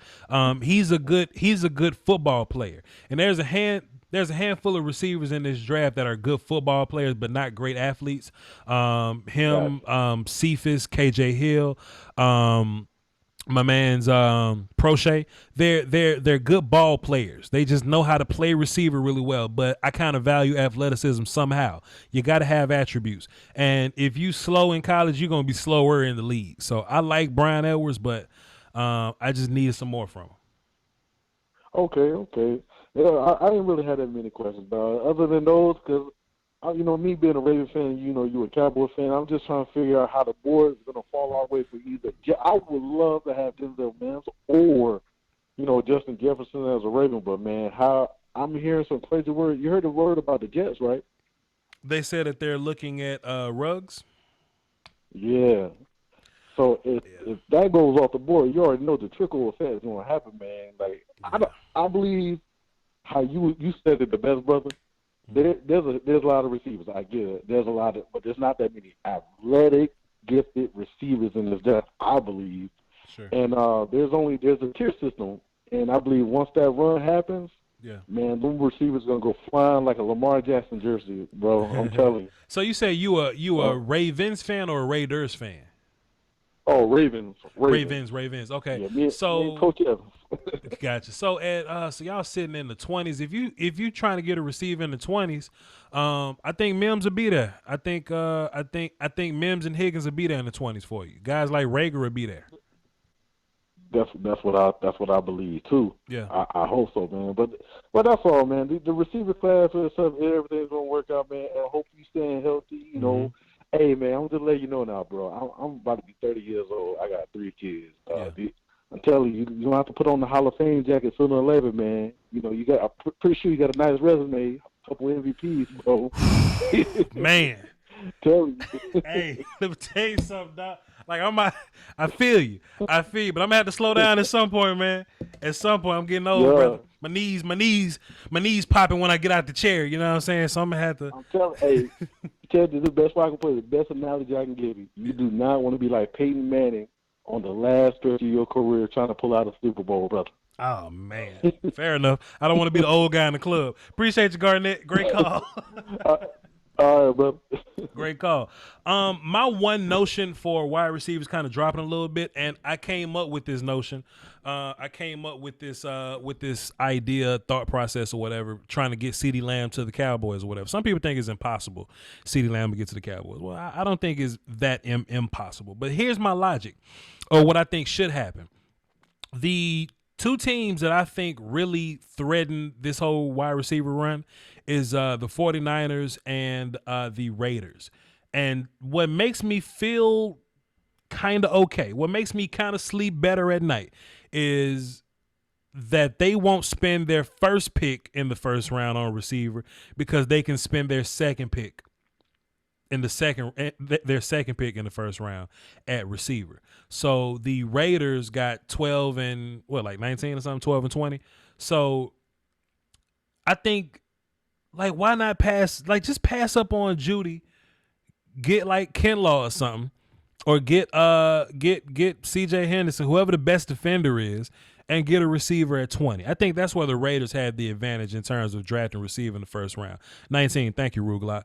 And even the 49ers, right? They're still in top tier receiver, conversation. They're in that range. They picking at 12. They can go get one of those D linemen that may be there. They can get one of those defenders that are there and get the receiver at 31. Now the Jets could be desperate because they don't have a second pick in the first round. So they may get Henry Ruggs to come in and be what they got rid of, and Robbie Anderson, Robbie leaving or whatnot. They could do that. And the other team that's threatening the Broncos. Broncos are threatening receivers as well. The one reason that I don't think the Broncos will get CeeDee Lamb is for the same reasons why somebody said it earlier. New guy, Greg said it earlier. I'm real good with names, man. Greg said it earlier, man. He wants a guy that can complement Cortland Sutton.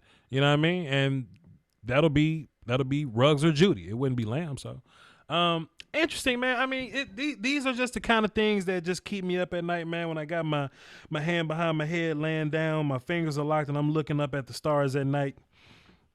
When I look up at the stars at night, man, that's what I think about, man. I'm like, man, how can I get CeeDee Lamb to 17? How much weed I got to put in this pocket to get that dude to fall to my team? That's all. That's all. Somebody gonna ask me, like Jerry Jones, like, look, not Jerry Jones, but like, let's see, John Elway can call me today, but like, yo, Voch, what do you think about CeeDee Lamb? Like, I don't think he loves football. He hates football. I'm like, all right, cool. John Lynch called me, yo, Voch, what you think about CeeDee Lamb? Hey, man, that 4.5 40, he really runs a 4.7. Get it out of here. All right, cool. Don't call me, Mike Mayock. Don't call me. I'm gonna lead you astray. I'm gonna lie to you. Shit. Voch putting a picture in my head of him laying down looking at the stars. Hey, man. Chat box, what y'all got, man? Let me how much more time we got? 9 minutes. This show flew by, man. We are almost 2 hours in the tank, man. 10 minutes. Let me talk to y'all, chat box. What else y'all got? I feel like there's going to be a ton of movement on draft day, possibly. I think the one guy that's the one team that's going to move around the most is I look at Jacksonville, man. I think Jacksonville going to absolutely do some moving because I don't like. Look, they may say that they like Gardner Minshew, but that may be like politics. If Gardner Minshew was your quarterback, would you not try to upgrade? Anyway, Minshew is their quarterback. They got 2 first-round picks and a disgruntled pass rusher, a disgruntled young pass rusher that they can get capital for. I think it's possible. I think it's possible that that they move up and try to make a play. But then Tyler makes a good point.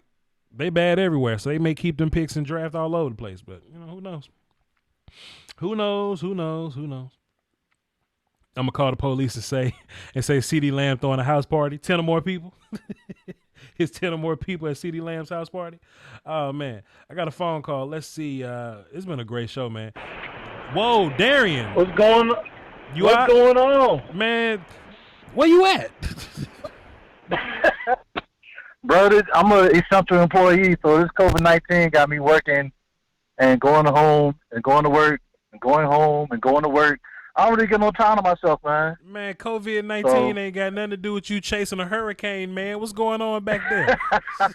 Storm chasers got to work not too. Not much, boss, man. Chilling. Go ahead. Hey, so I've been kind of going back and forth, right? Mm-hmm. And, my squad is the Vikings. And I don't know about that whole big rumor or whatever, but as far as the draft goes, I keep looking at T. Higgins or Justin Jefferson, and I just want to know your opinion on who do you think should, who would you take opposite of Thielen? Who do you think would be the compliment for that? For the Vikings? Yeah. I think any of these guys would compliment Thielen. I mean, because they're all, the first few guys are all top level caliber guys to me. But in terms of what's realistic with y'all being the Vikings, with y'all drafting in the 20s, I think Jefferson will be gone. I don't think he's necessarily going to Dallas. I don't think that'll be the case. But I do think he'll be going to some other team by the time y'all are on the board. But guys like Denzel Mims, guys like T. Higgins, guys like Jalen Reagor will be on the clock for y'all. And a guy that'll. I'm glad you say Jalen Reagor. Sure. Oh, I'm sorry. Go ahead. I mean, go ahead and finish. Go ahead. You got it. You got it. Reagor's okay, I was gonna say I'm glad you said Jalen Reagor because I looked him up, right? Because one of my homeboys he pointed to I guess his pro combine kind of mixtape he put out, and I was looking at it and I looked back at his tape and I'm like, yeah, he's fast, but you want to talk about speed and they try to compare him to Ruggs. I'm looking at Ruggs' game tape compared to his game tape. It ain't the same type of speed.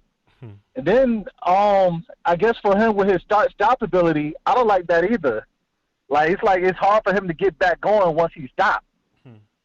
Maybe that maybe if you're seeing something different, but that's what I was saying. That like through all his highlights, through all his stuff that he was when he was running, I was like he looked like just that stop ability. He don't really have that. You saying Reagor doesn't have that ability? Reagor, he's not. For people to be comparing him to Ruggs, it's not the same. Sure. At all. I do think Ruggs is better than Reagor. I would have to watch some more Reagor film. I would have to get back into my Reagor bag to see if he got problems stopping. I don't know, but that's an interesting point though. Could be. I don't know if that's true or not. Like let me look and get back to you. But I do agree that Ruggs is the better player over Reagor. And then even with the playmaking style, I would love to. I know he's not gonna fall that. He ain't gonna make it down there. But you never know with the draft. But I would love to have somebody like him. And Mims is very good. And then as far as the other guys like Golden and the other cat from Minnesota. Tyler Johnson. God dang, what is his name? Tyler Johnson. Tyler Johnson.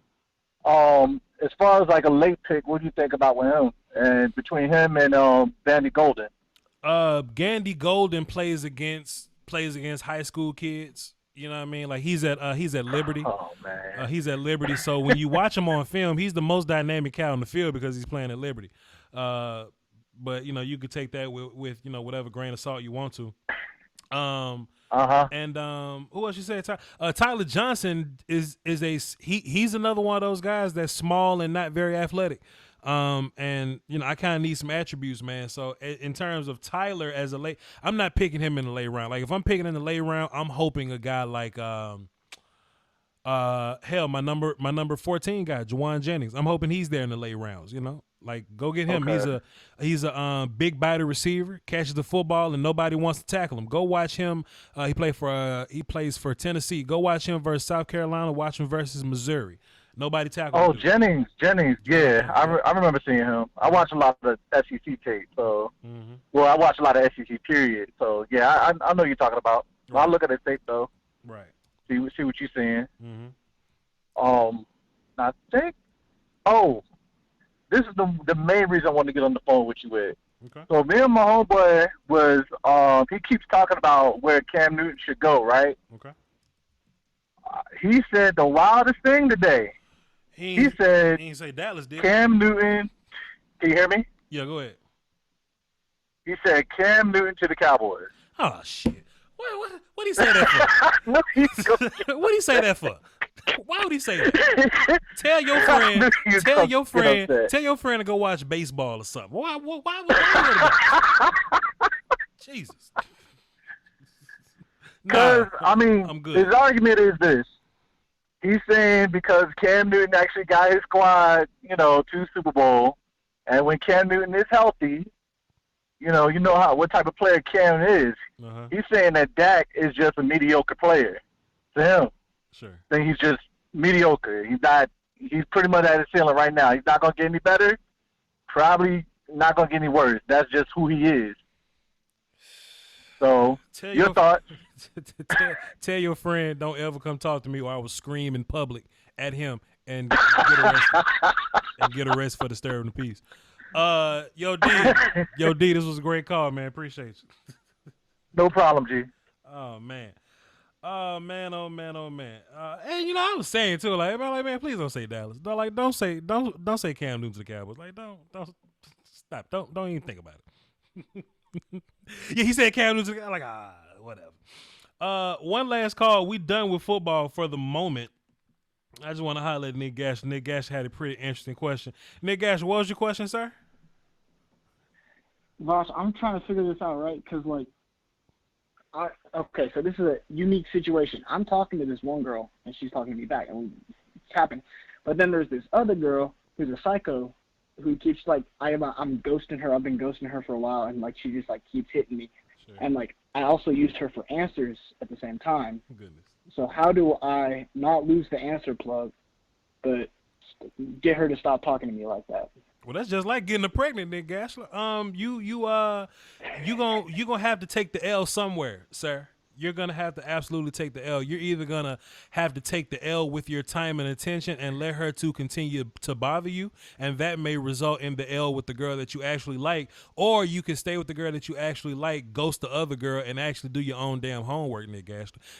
When you get older, you've got to be comfortable taking L's. You got to be comfortable taking L's, my good guy. And I tell you something else you're going to learn, too, when you get older. You might like crazy women. I talk to a lot of guys that are comfortable with crazy women. They like them a little crazy because it's a family show sometimes, and you kind of young. But there are some qualities that crazy women have that, others don't. So you just gotta pick your pros and cons, man. What are you willing to give up in order to keep? It's called opportunity cost. What do you give up to keep your operation running? And you might have to give up part of your sanity. You might have to do it. I don't think so. But I ain't trying to do that. Which one do you like more? The first one. So besides being crazy, because let's not judge nobody, or let's not judge nobody for being crazy. We could judge for other reasons. Like, is there a shining light besides help on homework that'll make you stay around, or just anything like does she bring another quality to the table besides helping out on homework? I mean, she's kind of nice. but that's about it. Nice how? Nice like bringing you breakfast in the morning? No. Well, actually, hold up. Yeah. But, like, yeah. Nick. She's nice, like, bringing me breakfast in the morning. Okay, Nick, so Nick, time she's out. She's not really my type. Nick, I'm about to hit you with some game, Nick. I'm about to hit you with some real game. This girl that you actually like, besides you liking her, what does she bring to the table, Nick? I mean, like, she's cute. She has a good personality. Nick. We're, like, really good friends. Nick. And, like, we click. Nick. Sometimes the girl you like the most is the girl that you hate, kind of, sort of. like you don't really like somebody till you hate somebody, Nick. You know what I mean? And think about your pros and cons, Nick. You may have to be with somebody that ain't your type to get breakfast and homework. Cause look, let me tell you, cause Nick, whoa, wait a minute. And chat box, tell me if I'm lying right now. Chat box, tell me if I'm lying right now. Tell me if I'm bugging. Nick, you in school right now, right? So your biggest priority is homework and breakfast. That's most important to you in school anyway. Homework and breakfast are your biggest priorities. At the end of the day, you 15 years old, and you probably not gonna be with that girl the rest of your life anyway. Get your homework and breakfast now. What y'all break up in 3 months or something? I don't know. You pass, you graduate. Get a new girl later. That's it. Now, look, Nick Gash, I'm gonna say this and hang up on you. This is the advice I would have gave you 10 years ago. Just keep them both. All right, Nick Gash, I'm gonna holler at you, bro. Take it easy, my guy. I'm hanging up on you right now. Bye, Nick. Yes, sir. Peace out. Hey, man, wait till Voch's Voice podcast come out and we ain't talking football. You know what I mean? Wait till Voch's Voice podcast drop. Just wait. That's going to drop after the draft, dog. Let's get set it off Chris in here and wrap this show up. Chris. Hey, was I lying? Hey, Chris. Hey, keep them both. Chris. Keep them both. Get fed and my homework and a cutie. Chris, that boy's 16 years old. That boy's 16 years old. What he doing? What he doing? Boy, you hit him with game of all game. Priority set. I'm getting fed. I'm getting somebody bringing me food in a pandemic and giving me the answer. Man. What? Chris, let me tell you something, dog. This was going to happen to Nick Gash in a little bit. He's 16 years old. Next year, Nick Gash is going to get a car and a Letterman jacket. He going to be calling in giving me advice. That's what he going to do. Young Nicholas will be laying down the law here pretty soon. Oh, man. Boy. Oh, boy, that's the best. Oh, my God, man. Hey. Whatever. What's good, Chris? Besides all that. Man, young Nicholas said the show was already hyped, but for young Nick to go on the daggum chat box and you got daggum 25, 30, 50, 60 folks, but I don't know how many is really on here because everybody ain't hitting the like button like they should. To giving him advice like that, man, and every last one of us have been on that. But stay away from the crazy chicks, Nick. Stay away from the level of craziness. Every last one of us on here have gone and went down that road. I just want a crazy chick. Hey, man, no.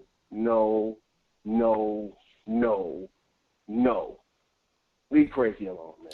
Crazy you chick. You won't find crazy enough. Crazy chick for Nick being 16 years old, maybe not good right now because he's not getting the full perks of dealing with a crazy chick. But when he gets to like 25 and he deal with a crazy chick, and you got to look yourself in the mirror, and you got to look yourself in the mirror and be like, man, is what I just did worth the craziness?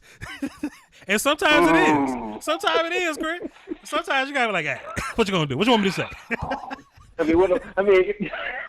Chris, look. Hey, listen, man. Hey, man, dude, when the Voch's Voice podcast come out, just have callers on that one too. I just want you to know, just have callers on that one too, bro. Absolutely, man. Hey, listen, for those of y'all that are listening that have never heard me say this before, I'm kind of cool at this, you know what I mean, football and drafting. That's okay.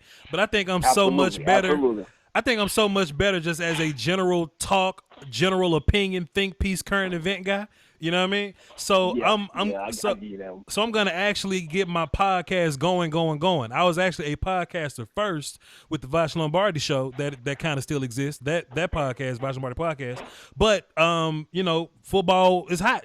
Football was feeding family. Football was paying the bills. Yeah, football pay the bills. Football keep the lights on. But football Patreon and it keeps the lights on. Right. But I got them 50,000 subs now, so I got a little more. I got a little more incentive to get into the Voch's Voice podcast and all that. So y'all just please stay tuned, man, because we're gonna have I got a lot of game, man. I got a lot of talk, man. I got a lot of stuff to say, man. Hey, boss. Hey, listen, I'm gonna get out your hair because I know everybody. I know it's about maybe 1 or 2 more folks, and man, I'm loving it. But hey, I'm gonna hit your email. I got something I want to shoot past you too, man. That I want to run past you. But hey, man, as always, love the show, man. Love the show. Sure thing. Appreciate you, man. Appreciate you. Oh man, Nene in the chat box hating, but she gonna have to chill.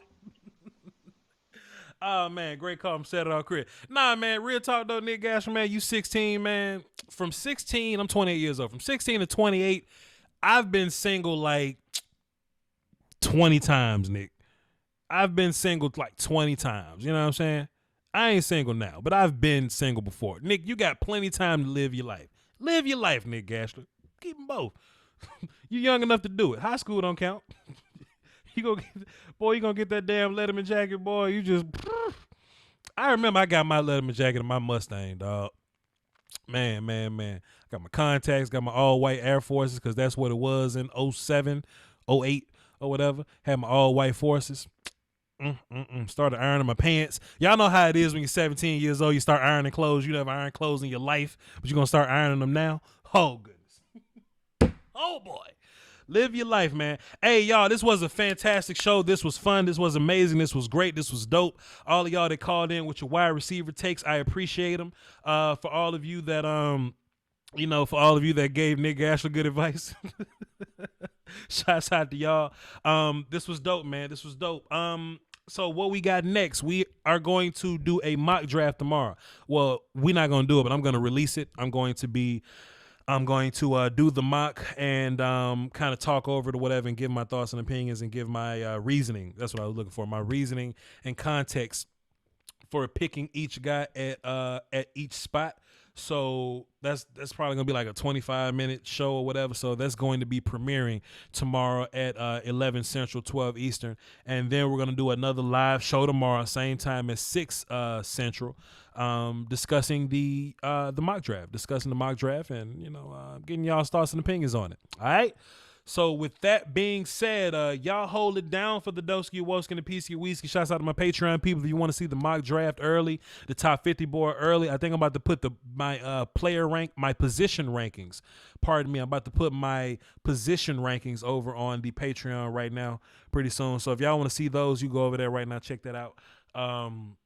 Check out my merch if you want to get some merch. Speed Strength Ass Whoop shirts. Those links are in the description. You can check out my good stuff over there. It's pretty good stuff. And follow me on Twitter, VOCHLONBARDI. Y'all hold it down for the Doski Woski and the Peasky Whiskey, man. Until next time, we doing content every single day until this draft is officially over. Salute, y'all. Peace.